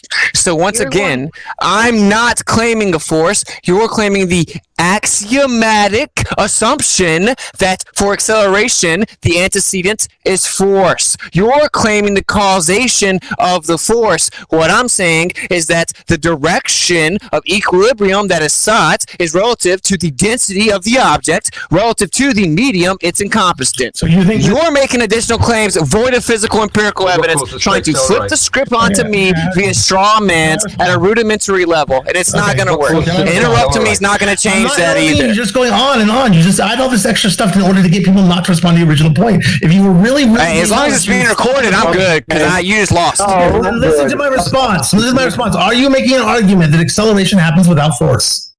No. I'm not. My argument is that we observe that typically things fall down. Sometimes they go up, right? And yeah, when you remove the physical impedance, that there will be equilibrium that is sought. That is because pressure mediates always, consistently, forever, everywhere. So when there's no physical impedance, an object will seek rest. It will seek equilibrium. Pressure will mediate. Okay? And that's what happens. And that's relative to the density of that object and its relationship with the density of the medium. And it's very simple. Manipulate it. We can manipulate that. We can change the density of the medium, and we can show that affects the directionality of the objects. Can something accelerate without a force? Was the question. You haven't answered that yet. I do not stake the axiomatic claim that acceleration cannot exist without a force. You do that. Okay. Right. So yes, you think it can accelerate without force. Well, did you hear what I just said? Your immediate response was to bow tie it, to wrap it up and bow tie it in a straw man. That was your immediate response. But if you're denying, I thought that's exactly what you said. If you're denying that acceleration, you did not. Hold on. No, you have to leave out what I say and change it because what I say is very specific for a reason. I do not stake the definitive axiomatic claim that you do that acceleration cannot exist without a force. I said if you remove physical if you remove physical impedance, then acceleration can occur simply because of the density of the object relative to the density of the medium it's encompassed in. You remove the physical impedance. If you remove physical impedance, that is not synonymous with force, period. Can I not summarize that? And acceleration can exist without a force then. That's what you said, right? Yeah. Bro, I said, yes, I don't agree with your axiomatic claim. Because the way you said it, you wanted to leave out what I said because you know I was specific in making my point. No, I was just saying. Yeah, you were misrepresenting the entirety of my points. You didn't want the entirety of my point to be known. Does anyone want to respond to my actual point now? You gotta represent his emotions. Oh, nobody. That's a shocker. So I think the problem. Can anybody respond with substantive specificity to my point? So hang on. I think the problem with what you're saying is that you're going to need to reinvent entire-based physics. I need to reinvent physics. Okay, that's Scott's fucking profound response. Do we got anybody else? So because you've broken basically the three laws of motion. If you don't believe that force. Okay, cowardly appeal to authority from Scott. Anyone else have a response? Well, it means that everything we've been doing, everything we built, everything we designed, all the things that we build in this world that make use of the three laws of motion, it means that we've just gotten lucky according to you. And there's something else going on. Something that is somehow randomly, luckily caught. That's a cool straw man, dude. Wow, dude. What a cool story. Now, actually, there's a difference in prediction and post-diction. Things reverse engineered based on observable phenomena, presupposing causation based on what's already there, reoccurring, means nothing. It doesn't substantiate your claimed causation, and this is like third grade level shit. You're saying it as if it makes me dumb. I don't believe your fairy tales. I disavow your fairy tales and your Jesuit space monkey religion. I'm sorry about it. I did it. I'm sorry about the fact that I disavow your vain religious superstition. Okay, but when we debate a certain subject, you should try to be specific to it, right? Like, don't appeal to the vague nature of the entirety of physics must be changed. What a clown! When you get rid of the three laws of motion, okay, but you're interrupting again. When you get rid of the three laws of motion, that's exactly what you do, though. When you say the three laws of motion don't apply anymore, hold on, just relax, dude. You really do overtalk like nonstop. I don't know how. Shut up! Stop color. I don't care about your color commentary. Yeah, but this is what you do constantly. So if you don't care about it, then maybe you should. No, get to the point.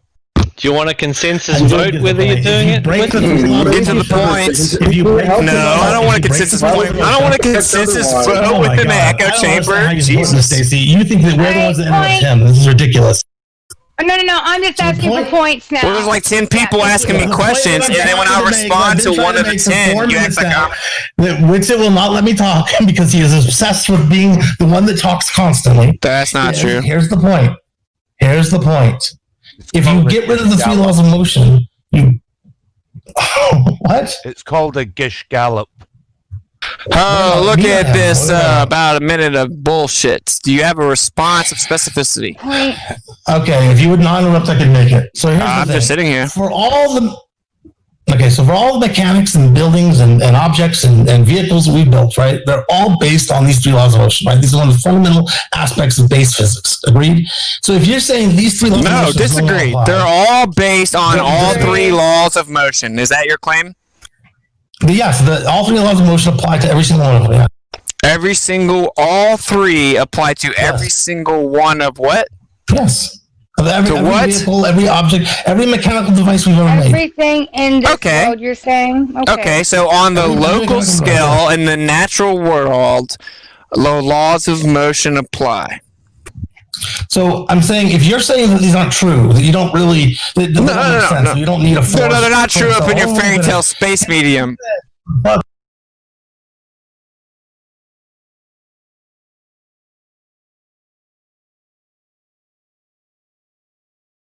Say, then if you're saying they're not true, if you're saying you don't need them, then it means that we've just been getting lucky, right? Because we don't really need these laws that we've been using. No, strong.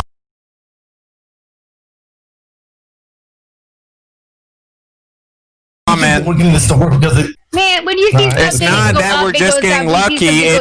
Measuring stuff. It's not that we were just getting lucky. It was reverse engineered based on that. Okay. So please stop straw manning me with that elementary ass approach, bro. Okay, so let's look at the main difference between the two conceptions. Mm-hmm. Gravity's saying that this matter is pulling stuff toward its center. What we seem to be implying is that there is always a medium, a background medium, setting up the rules for what rises, sinks, or floats. This background medium, I think, would be referred to as ether, or some sort of electromagnetic field with vibrational frequencies that determines what goes up, what goes down, and what floats. So, but in my example, you guys all agreed that it doesn't matter what gas we put in, even the gases that float like helium and hydrogen, the container is going to be heavier because the gas is going to push down harder than it pushes up. No, it pushes on the walls of the container. But it's going to push down on the bottom of the container harder than the top. That's why we're able to register. Because we can check because the weight increases on the container. Okay, but it's you can measure an increase in weight. Yeah, it's because you increase the energy within that container, right? I mean, why is it pushing down harder than it's pushing up? What do you mean? No, you're just saying that. So you have a container. It's pushing on all the walls of the container. How exactly are you differentiating between the bottom? It has to push down harder than it pushes up in order to record a change in the weight. You reify W equals mg. That's what you do. Can I try and explain it? Does I it just actually explained matter it. if it's more towards the bottom, because it's still, you're still missing the point that it goes in all directions, and if it's pressing against the container and all the walls. Stacey, that's why that's important. Is because you're right. It is going in all directions. But the fact that there's a weight downwards means that out of all the billions of molecules in there and all the directions they're going, the net should be the net effect should be zero, basically.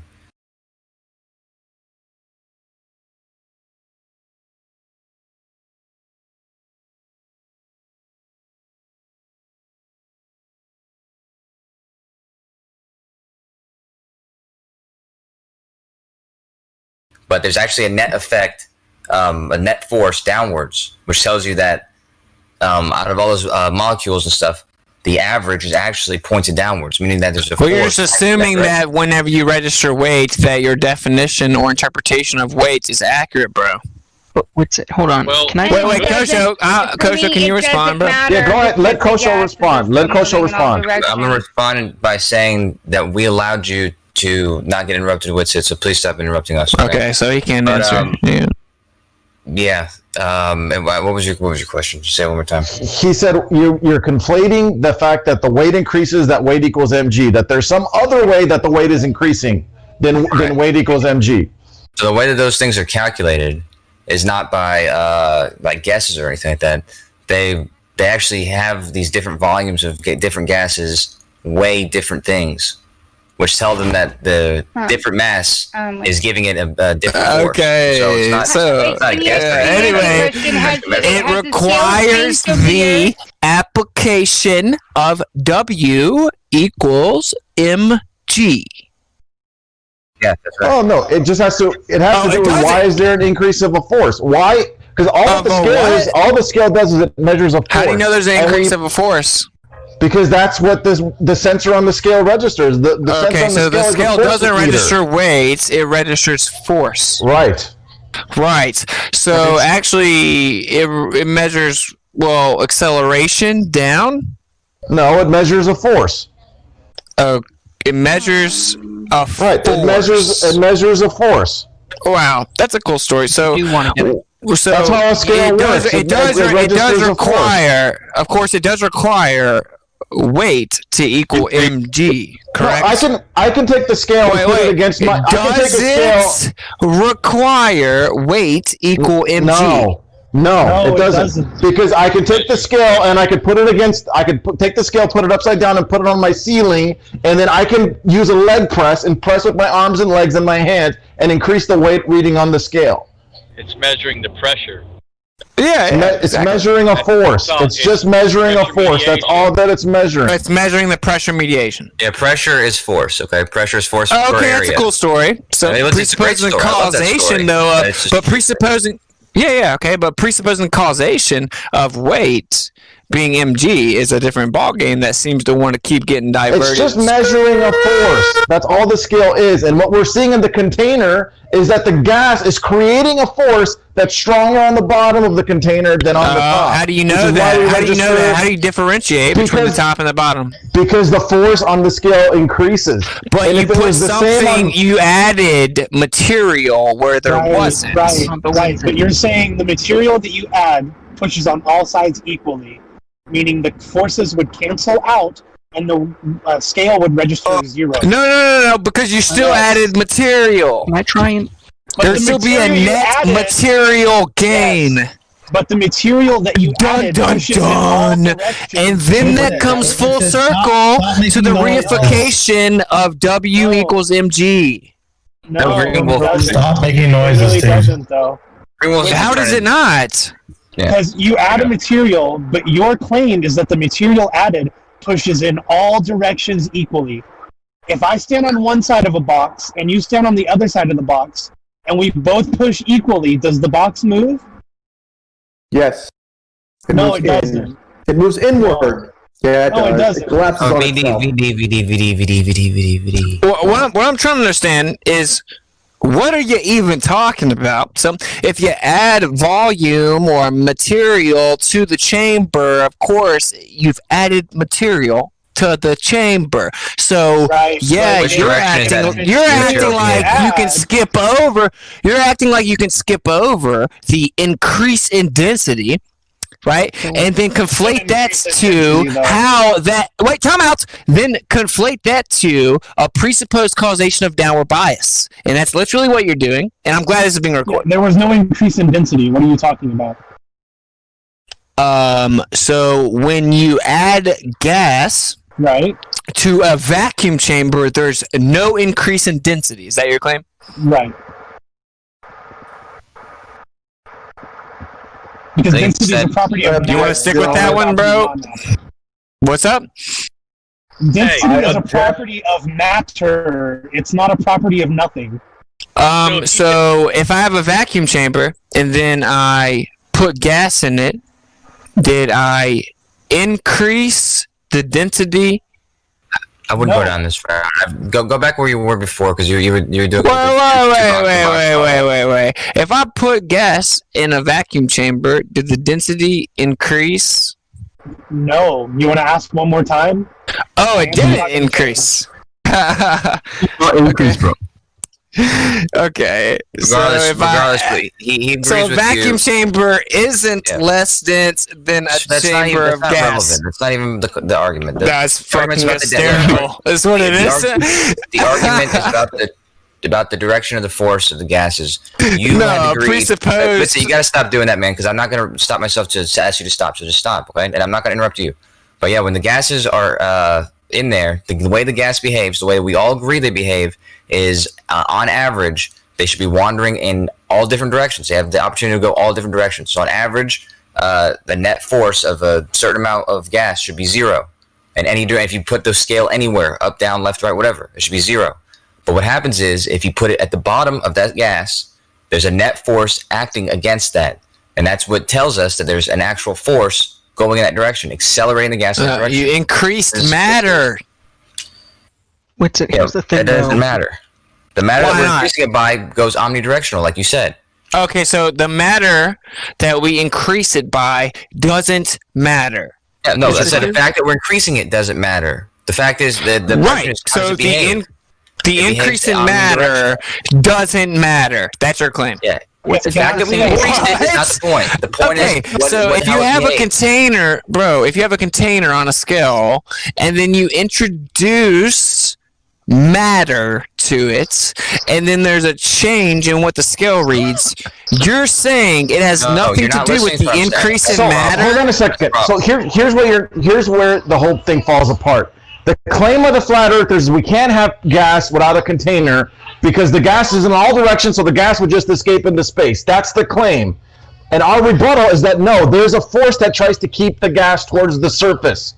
Right down. There's a force down. That's the claim, though. That's the claim. The claim is that there's a force down, which is what we see when we put the gas in the container. There's more force down than up, which proves your point, and this proves your point. That. Wait. So, but here's the problem, man. What you're saying is proof that there's a downward bias, right? That there's more down. What you're saying is that the scale reads something. That is presupposing your interpretation of what the scale is reading, which is W equals mg, bro. Go ahead, get in there. Could Dr. Satellite Dish have 30 seconds, please, guys? 30 seconds. Yeah. Thank you. So I just want to clarify, because it was mentioned before, but I think we passed over it. A scale doesn't actually measure like the amount of mass. What it measures is the force. So if I am standing on a scale, right, and I have a balloon, and I pick up that balloon and it's lifting me up, like say a pound, then the scale's going to measure 1 less pound. So I'm adding matter, but it's decreasing the force downward. You're creating more distance. But you have to presuppose that force downward, and now you're presupposing a decrease in that force downward that you presupposed in the first place. If I stand... the medium which the scale is in, that you can act against it by having a less dense thing. Back up your mic, man. Holy shit. What's Like a fucking PA announcement? Yeah, you can't presuppose. You can't presuppose the interpretation. That's what's in contention, right? Whitson, if I stand on your head, would you have to presuppose a force downward? You thought that was a good one? If you increase the volume, going back to the scale, right? So they're going to weigh more, and they're going to find the equilibrium. And oh my goodness! Pressure mediation. Yeah, But you what's can going look to at the- happen when you take? What's going to happen when you take 5 pounds of helium, right, inside that container, and then let it go into a bag, right, from a tube, from the container through a tube into a bag. Depends how much the That bag blows weighs. up. Now that bag's tied to the container. How much does the container weigh? It depends how much But the bag what? weighs. No, what it depends on is what does weigh mean. No, it depends on how much the bag weighs. What it No, depends. Koso, you say no because you don't No, like so I'm that. telling you, that's really what it depends on. The No, bag's our density main is gonna- it's gonna contention come into here it. is what is weight. That's our main Okay, contention. weight is a group of interactions with a scale. A group of interactions with the scale can vary under various conditions. If the medium that you are in supports you, you interact with the scale less, and your weight will register differently. Yeah. Going back But it's to simple. the It's just a scale, force. going back to Just the think of it as a scale, force. That's it. Yeah. No, And it's a interchange- pressure mediation. Go ahead, Lemon. We can interchange the word weight with the word force. Lemon's going to go Specific ahead force, now, that's it. Koso. No, The Lemon doesn't thing have to keep you going. sta- It's just not. Okay, you're standing on the scale and you're holding a bunch of balloons. You're going to squeeze real tight to hold the balloons, even though the balloons are going up, not down on the scale. So the interactions that you're having with the scale are varying because you're taking on a different form, scrunching up real tight to hold on to the balloons, which will register as a different interaction on the scale, potentially as more weight, despite the fact what you're holding is supposed to be going up and going against the scale. So your group of interactions have changed because now you must take on a different form, a scrunched up form, to interact differently with the scale. The group of interactions has changed. Okay. So the difference between what you're saying and what we're saying is a group of interactions versus a pole to the center of mass. There's a critical difference there. Let's let Kosho speak now. So let's let Kosho's Kosho freaking out. What's it? You're not helping. Let's let Kosho speak. You guys have been interrupting him nonstop. The interaction you're describing is just a force. That's it. I'm using the word force. You can use the word interaction. But you're forgetting about the critical differences, Kosho. Let him make his point, please. Scott, please stop being so overtly biased. That's all. What's it? You need to stop interrupting. All scales measuring, and that's like I said. We basically agree. It's just you're just using different words. And that's not true. We have critical differences, Kosho. You're talking about a pole to the center of the Earth's mass. I'm talking about a group of interactions that can be mediated by the medium that the object is in that can potentially support the object more and keep it from interacting with the scale less. Oh, we're agreeing on the same thing. I'm just not using the words you're using. Everything you just said, I agree with. I just wouldn't use those words. I would simply use the force downward, which it can be counteracted by upward forces like buoyancy, for example, which is the other mediations of whatever you're talking about. These are real things, but the force the scale is going to measure is the force that's acting on it, which is going to be the force of the weight minus whatever's pulling it upwards. Okay, so it comes full circle back to what I said. So to continue with this, all you got to do is think about weight as a force. You can use those words interchangeably. Comes full circle back to what I was saying, which is it's the primary contention here is the interpretation or use of weight, because if it's mg, right, mass, gravity, well, the downward force is implied or assumed, and to just skip right over that, Wait. It literally does, though. If you are to, does not. So do you disavow? No. W equals mg, or do you use it?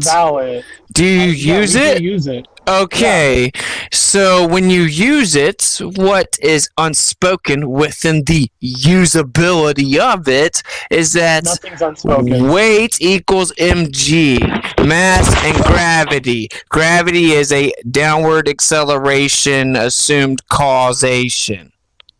of downward Correct. bias. It's an observable, measurable acceleration.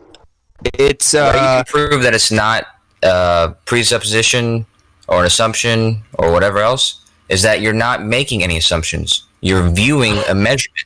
It's a measurement on the scale. So that is the part that everyone should agree on. That there is a force but you are making assumptions on the assumptions scale. There's no presuppositions there.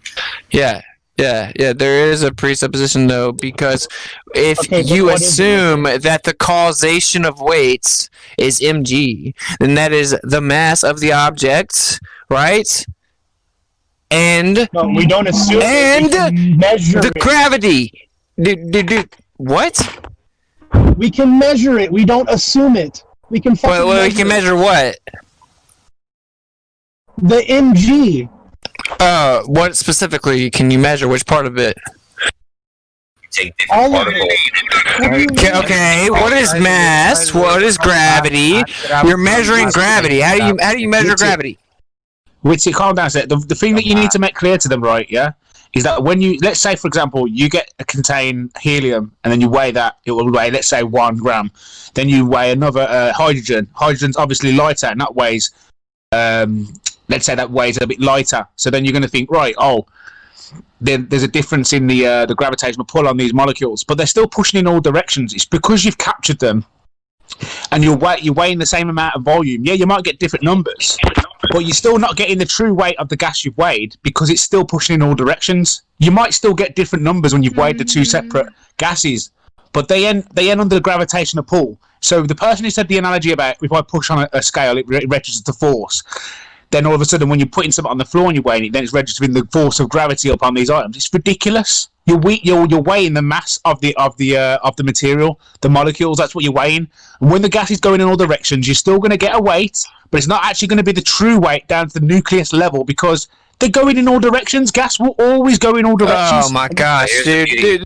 Here's the beauty of it. The real question is, why does everyone have to find some way to aid some obfuscation or fucking dilute everything, man? It's like, dude, here's the deal, that's not man. An important point When you no, it is. So it's an important point to make because you're presupposing. Coach, what kind of just make my point? You're presupposing. Is that like your favorite word? I did his.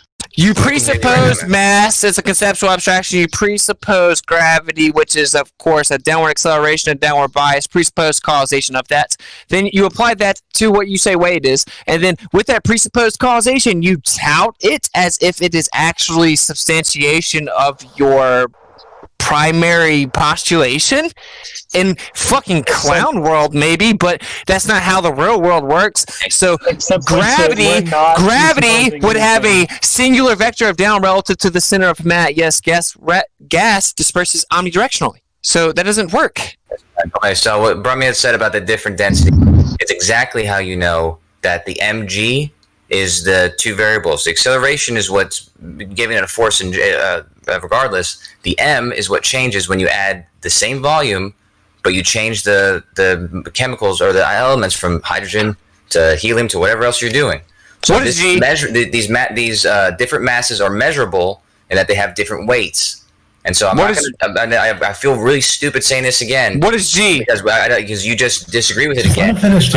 There is certainly a downward force, and that's seen in a scale, even though it's going omnidirectional, which we all agree on. Presupposed causation. Which is what you would expect if there wasn't a force. There is a downward force that you're detecting. But that tells you that there is a force there. Presupposed causation. No, you're weighing a container. Hold up a second. Hold up, guys. Coach, you're weighing a container. You're not weighing the gas. The container is causing the downward force. You're not weighing the actual gas. You contain the gas, right? So now you're trying to say, oh, look, we're getting more force in this one, but therefore the gas has got more weight because of gravity. No, the gas inside the container is still going in all directions. You should have captured it, restrained it, and then put it down on you've actually changed the composition of it, really, because you've covered it in a very solid molecular bond material, the container. Then presuppose causation with W equals mg. Presuppose causation with the application of W equals mg. Wait, hold up. Is your issue the fact that they say gravity, like G is gravity, instead of saying like, it's this downward acceleration? Like if they said they equals MA, assume would that be better? Well, this is what it actually is. An hour ago. Actually, it's relative to all kinds of things, right? Like the density, the medium that it's in. Like a dude's 300 pounds, he weighs 300 pounds, right? But so that's what his weight is, 300 pounds. But if I go throw him in a pond or a ocean, he floats, bro. I could like a 5-year-old can swim up to him and just push him over, right? Because it's relative to his medium. So that's one factor, right? So the medium, which is it's just the atmosphere, quote unquote, is just an assumed medium for the application of gravity. That's an assumption of that variance. It's like you're assuming that weight is gravity. All weight is gravity. Well, that's just one. I mean, we can keep going. That's the assumption of that variance of the medium. So we have critical differences here. You're talking about, but you're talking about the force of the mass of the ball Earth as opposed to the force of the medium. So that appears to be the main difference: the force of the medium, quote unquote, versus the force of the mass of the Earth. I mean, you keep coming in with some stuff that's taking us sideways. Okay, just please, I don't mean to be rude, but just Coach. Lemon just hating on you, bro, because he's scared to say what you. This is actually on point. Okay, instead of talking about the mass of the Earth, I'm talking about the mass of, say, water. Okay, which is a liquid, which is not going in all directions, which is definitely at the bottom of a container. Yeah. Okay. Yeah. If you had some kind of container that was able to, or was already big enough, let's say, it was a giant plastic container, metal container. Wait, metal what? And you weighed it with this water at the bottom. That'd be one thing. If you turn that water into steam inside of this container and didn't let it leave, okay, now it's not on the ground at all. It's not at the bottom at all. It's now a gas. It's gonna weigh the same in this container. You just said the word container 5 times. I mean, I'm snoozing over here. Hold on. I want to see that. That's bullshit. But the thing is, Coach, you're forgetting about. Hold on. Well, you've added heat to it, haven't you? So what does heat do? Heat adds weight, doesn't it? So it would weigh more, wouldn't it? No. If you put heat inside of it, right? It wouldn't be the same at all because you've added another element. Oh my God! It would expand outward and press against the container, leading to more pressure. How much weight? Bobby? Yeah, energy, pressure mediation, quote unquote weight, that's all intertwined. How much weight? And weight, what people call weight, is actually relative to a few things. There's a medium, and then there is the amount of matter. He's allowed to, so that's fine. It's the amount of matter. Robbie, how much weight does the heat add, Bobby? All right, let me tell you. So if you can you not get on that, Robbie? Come on, Robbie. I'm saying. Back it up. What's the heat add? How much weight? Come on. Right, so if you weigh a piece of metal, right, that's cold, and then you heat it up and weigh, is it going to weigh the same? There may be slight fluctuations. The difference, brother. Hold on, no, I want to see curved. Are you going to? I want to hear your statement on that. If I heat some metal up and weigh, what's the increase going to be, Brummy? And can you even measure it? I'm asking you. I'm assuming. Brummy, the answer is yes. No, I'm assuming. I'm telling you, but do you know what the quantity of that yes small is? amount. So if energy is relative to pressure mediation, completely negligible, irrelevant, barely even. Hey, Curve, you're a big tough guy. Is it there or not? For you, dude. Is that a yes or no? Curve, calm down, bro. Why can't we be homies? I thought we were friends. Other Flatty speed. I never got straight answer. I was gonna go over the problem with what you were saying. I didn't get a straight answer. So if you heat up metal and weigh, hold on. If you heat up metal and weigh, is it the same as you weight when it's cold? I just want someone to confirm that for me. If it's about 1 kilogram mass, you're gonna even a speck of dust weighs more than what we're getting that off subject because you're forgetting this is in a Brummy? container and you're talking about expansion. Can you measure the heat difference, and all these Brummy? different Why are you things trying to inside make of a point of this? container. Because you're being an idiot, Curve. I'm trying to have a conversation, Curve. What do you think you're adding to the conversation? Can someone mute Curve? Can someone mute Curve? Because I can't have a conversation with it. What are you doing, Brummy? Answer the fucking question, then. I'm trying to, but you know when you keep talking. So I'm wondering if or if not, a metal will weigh the same whether it's been heated up or not. That's what I'm asking people. Oh, now you're wondering. He's afraid to answer. You said it would before, Brummy. I'm just wondering because I haven't done no research, but Well, from what Kosho said, right? He said, "Oh, if you put some water in a container and then boiled the water to basically turn it into steam, would it weigh the same?" And I'm just assuming that once you've changed some sort of parameters, obviously heat would be added to it. There may be some sort of differential when it turns to steam. I'm just guessing. It was a shot in the wind. It wasn't a statement. It wasn't. Let's remember it's a bathroom scale, okay? A bathroom scale. With the bottom, it's not precise. It's not. It doesn't have these minuscule amounts that's negligible.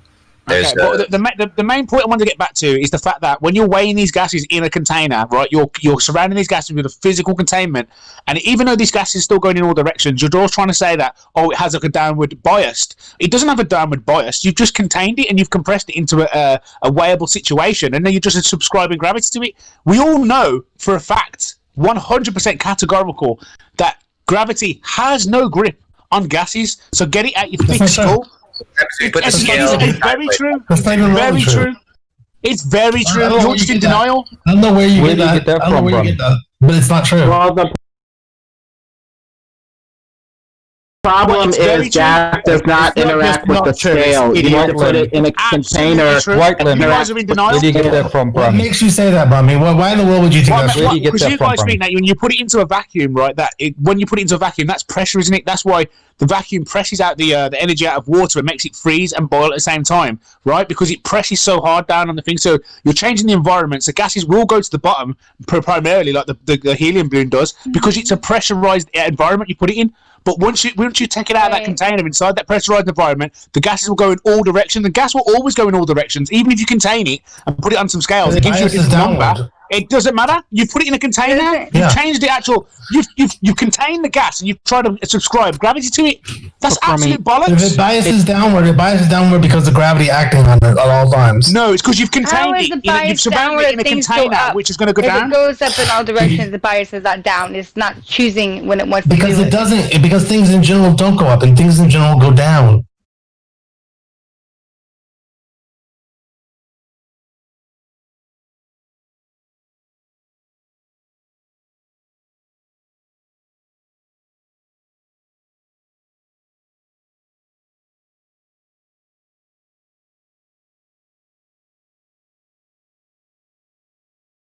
The things are biased downwards. Well, everything goes down. I heard that. The cube. So gravity affects everything. It makes gas bias downward. Mm-hmm. It'll bias downward inside a container in a vacuum. It'll bias downward in the atmosphere. It biases downward everywhere we find it on Earth. How can you make that claim that the bias is downward?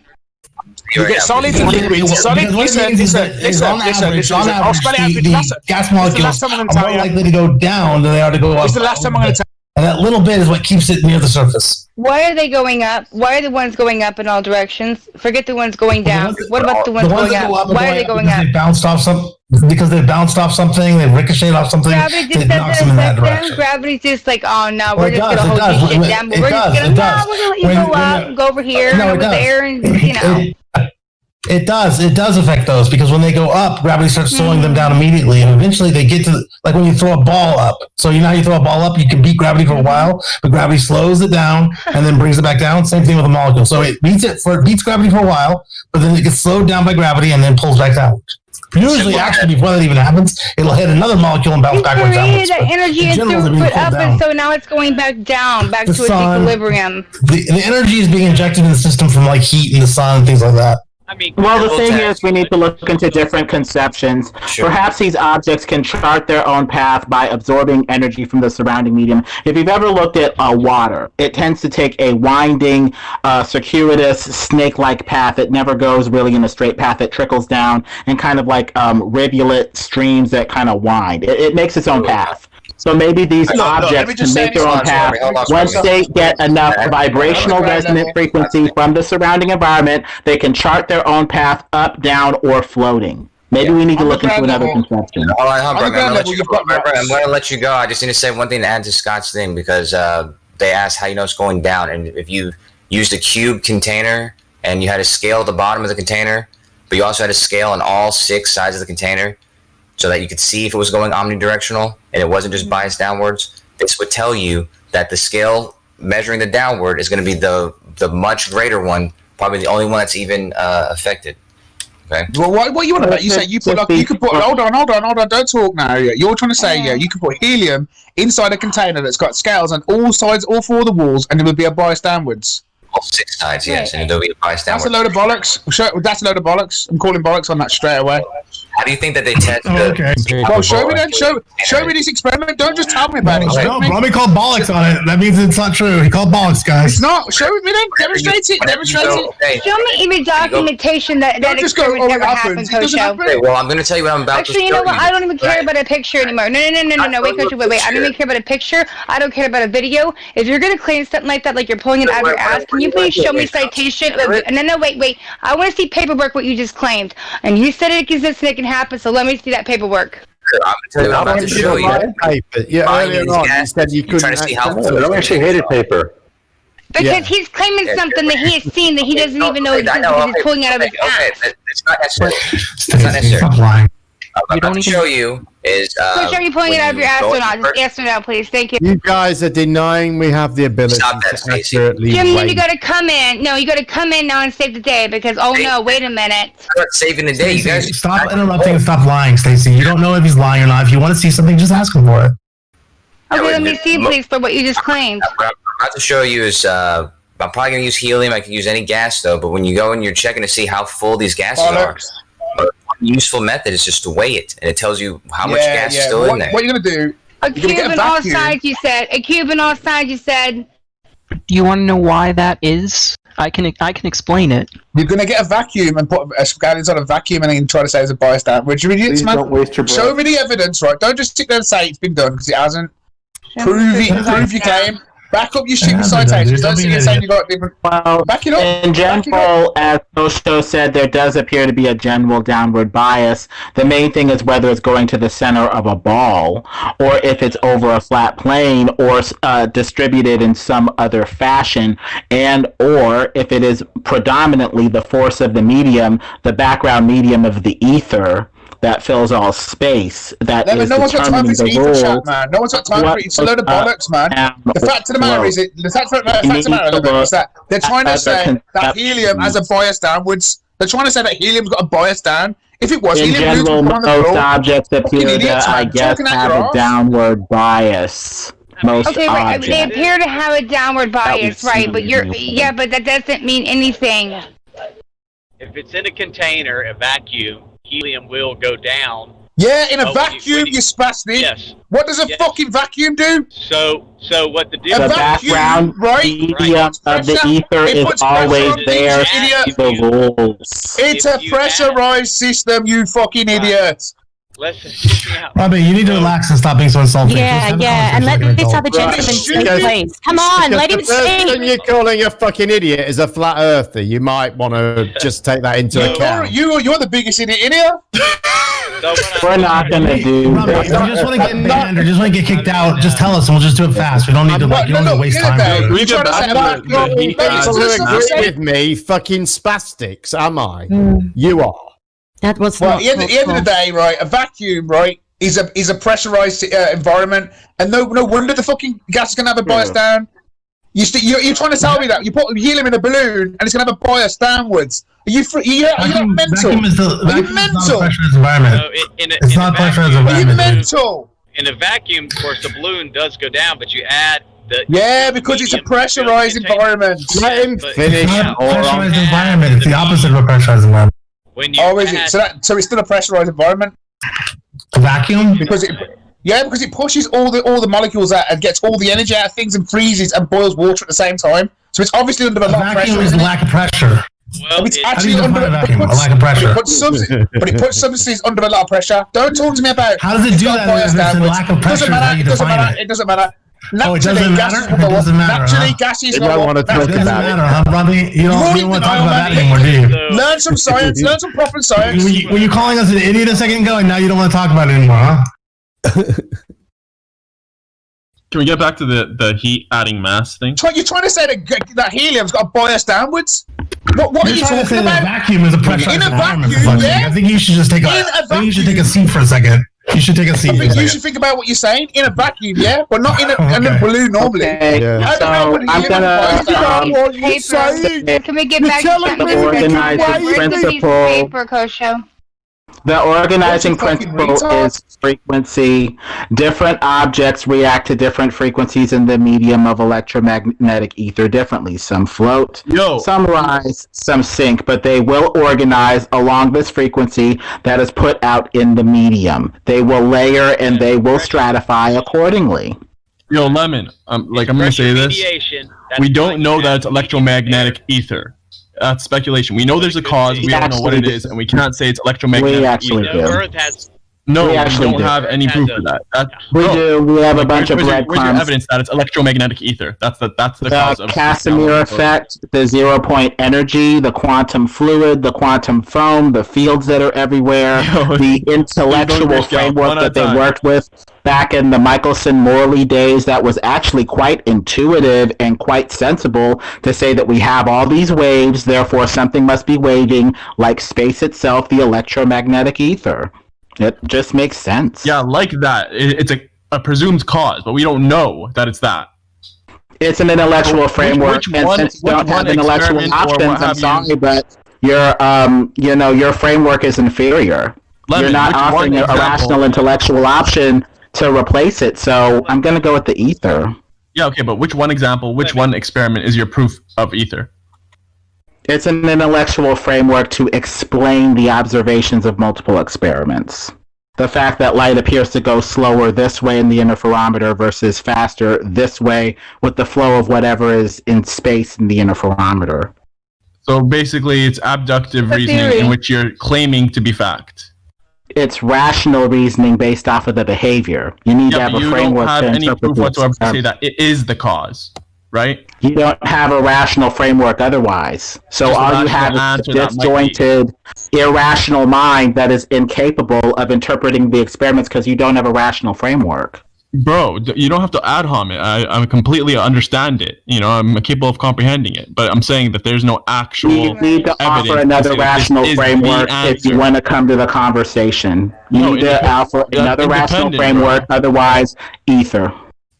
No, bro, you haven't established either. No, we can't. Exactly, I get percentage. We can't come to a conclusion based on we're guessing and we're observing something and based on logic and reasoning because it's exactly the same shit that the globe people say. Exactly the same shit that I don't agree with, and I'm not against you, Limit, because I think you're very intelligent and amazing.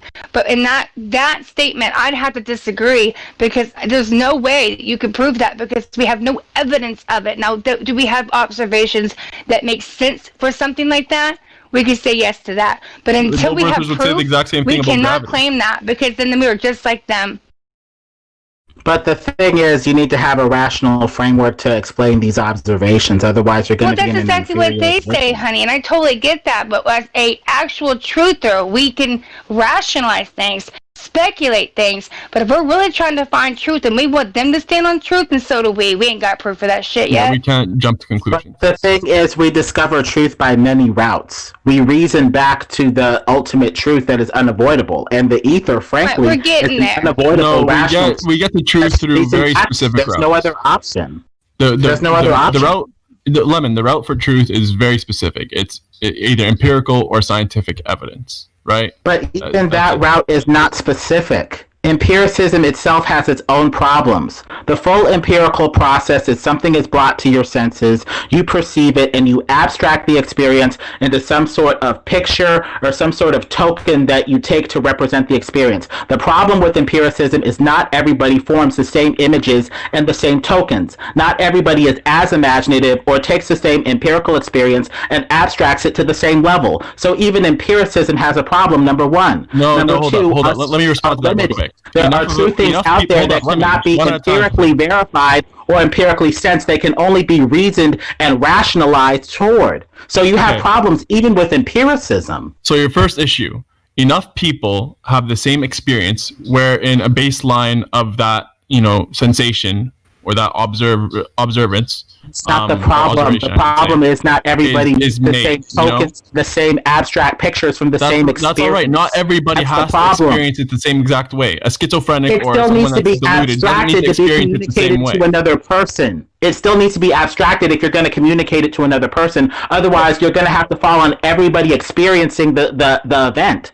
which is impossible in a world full of people. Like, no, but see, most people do experience the same things in that way. It's the shared, like, parallelism, right? It's the shared similar experience between all these people, and that in itself could be, you could argue that that's even like, replicating that observation. But you're giving up on rationality for an experience that not everybody is going to be able to experience. That alone is a problem. What about rationality? No, it's not a problem at all. Blind people can't experience sight because sight is not real. It's not a waving etheric medium. You can't have waves without something to wave. So what's waving to give us these waves if not an etheric medium?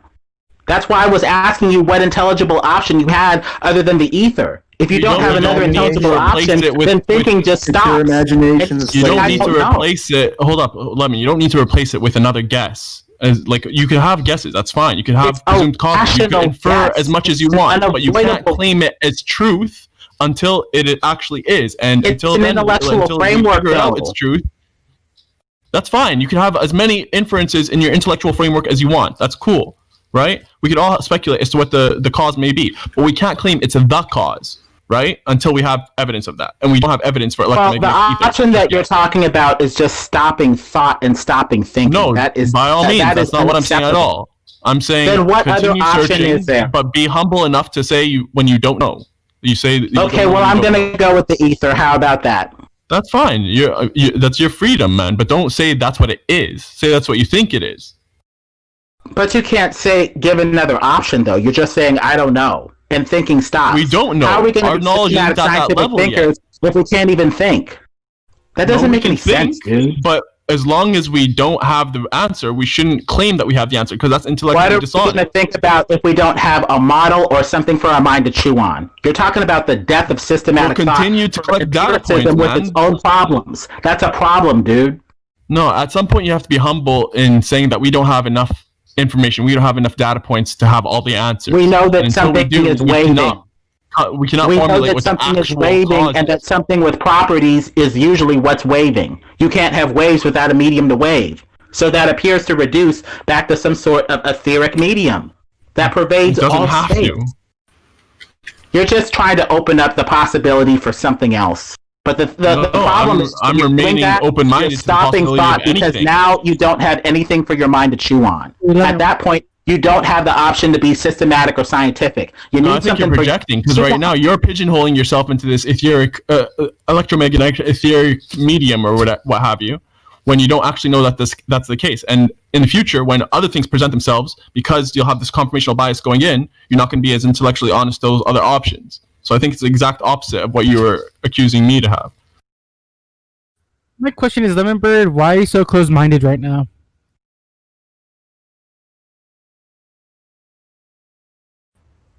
Before Lemon's answer, Percent, do you have that altitude of that rocket figured out yet?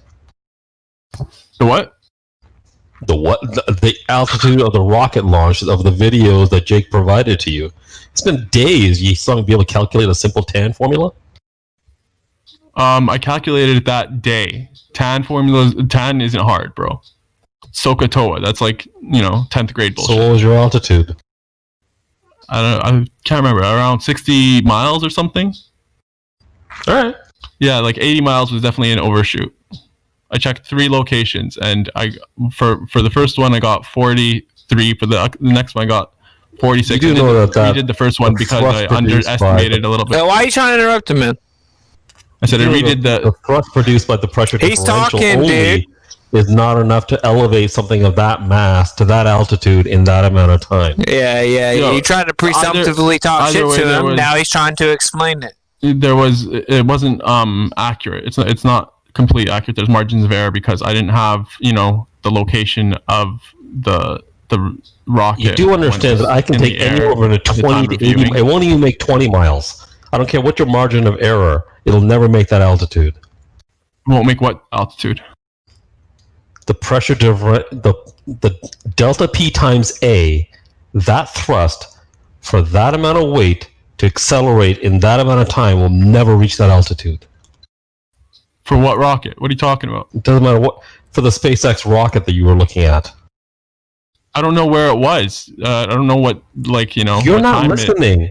I don't care where you think it is. The change of, I will account for all of your margin of error. I'll give you even 20% on top of that. It will never make that altitude just with pressure differential force.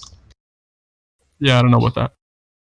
What it means is your claim of... all I know is that they claimed 80 miles, and when I calculated it, even with, like, even though there's margins of error... First of all, I calculated it like around 60. Because you can't even calculate it yourself, estimate it, and how about you calculate it and show me the elevation angle? You had days to do this properly, and you can't even give a proper answer. What are you talking about days, bro? I did it in like the first hour that I did it, and then I stopped. I was done with it. So if you I can show you the calculation like hoping that I would carry on get the rocket to that altitude. Little thing that, by the way, I volunteered upon myself. If you want to calculate it for yourself and share your numbers and stuff, then go ahead and do that. But I don't give a fuck that much, you know. Like I did got a calculation that was like maybe 20% lower below what they claimed it was. I did it in multiple locations, and I got around 40 miles to 60 miles. They claim 80 some miles or whatever. So who knows? What calculation were you doing? I wasn't listening in bed. SpaceX Falcon 9 altitude. Based on what though? Based on these different videos that I think it was Jake had posted on here. Hey, Waco Kid, can we have like 30 minutes to reclaim all the air that was sucked out of the room? Oh, we're getting some air back now, right? But I'm sorry, I couldn't hear you very well. Percentage. I heard what you said, that it was the Falcon X. But where did you say the data was used? I'm just trying to see. I'm just curious, like what this. I was using videos that, like, basically YouTube videos of sightings, and I had to like guesstimate the altitude based off of where it was in the sky, and if the video had, you know, the moon beside it. I looked up what the moon's altitude was on that night, like at that time, and basically just guessed it from that, and then popped it into the equation and got my value. So you admit that you guessed it, and then you're surprised you got a difference on what the actual reported altitude is? Dude, are you retarded? I just told you that there was margins of error. There was reasons of error. One was that because I had to guess the angle of inclination or what have you, right? And then also I had to guess another margin of error is I didn't have the trajectory of the rocket, so I just went with where the launch point was. It's not supposed to be like some sort of super accurate. It was just like, you know, a backyard calculation. So you get off your high horse, when you haven't even done the calculation yourself, bro. Well, what is that information? I haven't. Give me a break. So are you going to accept the fact that you cannot get a rocket to that altitude with the delta P times A thrust, or do you need me to do the math for you? Go ahead, do the math for me. All right, you're not going to accept it, but I'll do it for you after I finish my gen, and if I remember to do it, because you're not going to accept my numbers. I know. What do you mean? You just said you were going to do it. Are you going to break your word? I said right. I'll do it right after I finish my gen. He's Canadian. That could take all night, eh? I'll wait for it. Exactly. Yeah, I'll give it to you about the same amount of time it took you to calculate that. You know, that altitude. Ooh, yeah, that's a burn. Wicked burn, eh? But while we're waiting, that other dumbass that was on earlier, because I just had to. Could you clarify? That other dumbass there's been a few. But don't do that, guys. We got to be the better people, and was he? You're just inviting him to be all vitriolic. On you, like. Let me get. No, Coach, I disagree. On a Friday night, I refuse to be the better man. Which dumbass were you referring to, by the way? Was this guy saying that if you've got a cube of lead, 15 centimeters, and you put that on a scale, and you put a really powerful electrostatic generator above that block of lead, it will make any difference to the 38.27 kilograms it would be weighing on the scale? Any energy you input into something like that, whether it's heat or... right. Whether We're it's talking heat. about electrostatics standing in for gravity. Right. And therefore electrostatics. I'm not gonna try this, man. You know, because if electrostatics. When I talk with Winston, I gotta tell him it's not worth the energy to try to have a conversation, man. Then put an electrostatic generator above a block of lead. See if it makes a difference. Yo, Michael, who are you talking to? No, I'm just confused about what this electrostatic replacement for gravity is. What it's about. Yeah, but to whom is your question directed? Who? Because that answer wasn't relevant to his question. Oh, that was my minute closing. Yeah, what's his question? Conclusion, Coach. What's his question? But my question. Sure. Yeah. You've got a block of lead, 6 inches on the side, right? A cube. And you put a really powerful electrostatic generator, and it's on a scale. And the scale is reading 38.27 kilograms. Well, 28 kilograms. And you put a really powerful electrostatic generator above that lead. Will it still weigh 38.28 kilograms? An electrostatic generator? Yeah. A really powerful one. You don't know what an electrostatic generator is? No, yeah, sure. And a really powerful electrostatic generator, and you do what exactly? Give me an example of an electrostatic generator. Oh, I don't know. I'm trying to follow you. You tell me. Well, it would be a Van de Graaff generator, but okay, fair enough. You obviously never went to school. Okay. So would that have any effect on that block of lead? If you held a really powerful electrostatic generator above it? It probably would not have a very detectable effect. No. But I thought electrostatic energy explained everything. Because my point is that electrostatics is still present there. Also, not a noticeable differentiation is present. Okay, well, whatever. That's my point. What were you trying to disprove right now? Shocked them. We all had fun with that as a kid. Say again? We all had fun with a Van de Graaff generator as a kid. Okay. So, what exactly is your... Yeah, so why does this really, really powerful electrostatic generator have absolutely no effect whatsoever on this block of lead on the scales? Oh, I would say it has no effect whatsoever, but it would be a minimal negligible effect because the resonance of that material is very low, but it is still electrostatic. Would you agree? So what defines uppity and downity? Do what? What defines uppity and downity? Uppity and downity? Wow. Yeah. What defines uppity and downity is your question? Gravity. But yeah, so that evolved quick. Downity force. Michael, this is embarrassing. Come on. Agreed. So what is your downity force? What? What is my downity force? You're the one that claims the force. Yeah, calm down, bro. Hey, bro, calm down. Calm down, bro. You calm down, man. I'm super calm. Where does the sun go at night on a flat Earth? It goes away from you. Xanax did you need to take to become this calm? Damn, you're still on that one, bro? Jesus. Start talking about electrostatics. Maybe we should.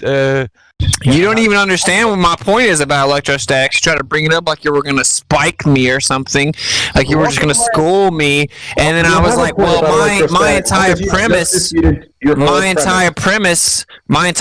is that everything is inherently electrostatic. So anything that is material inherently is electrostatic. He was talking about. No.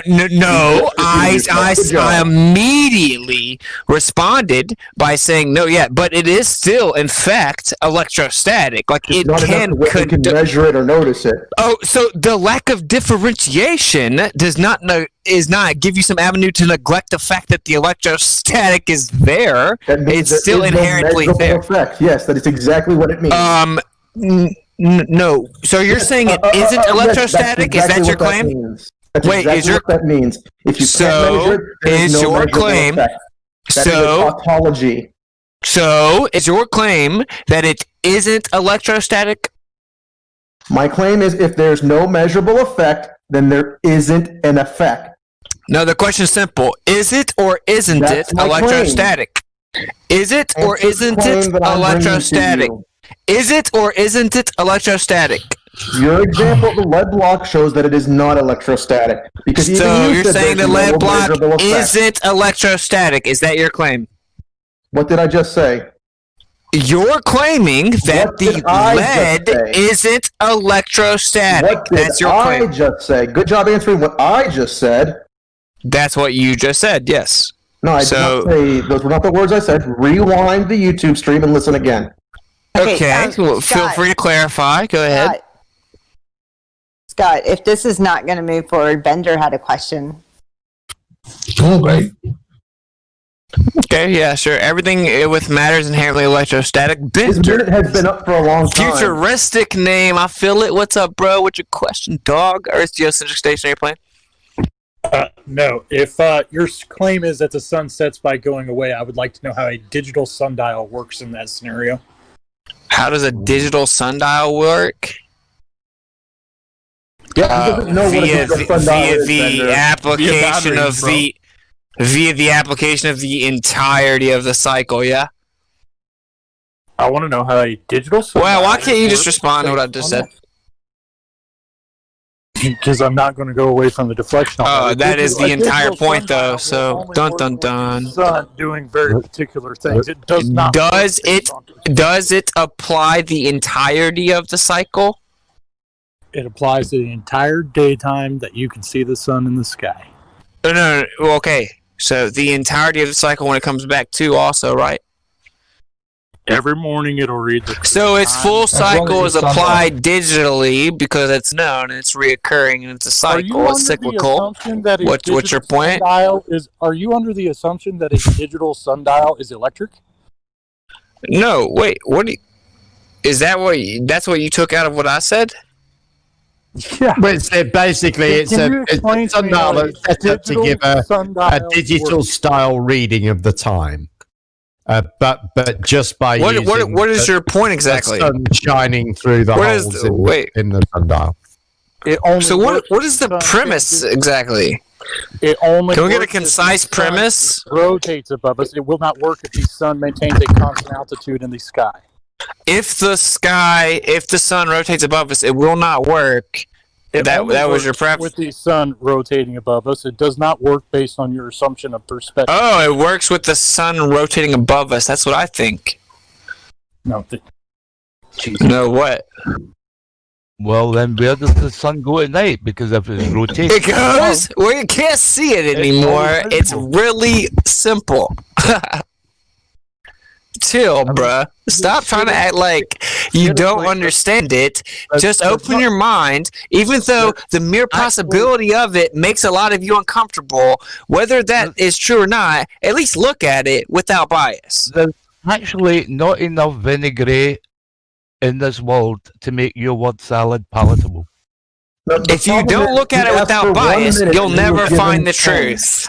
You're scared of the truth. Get out.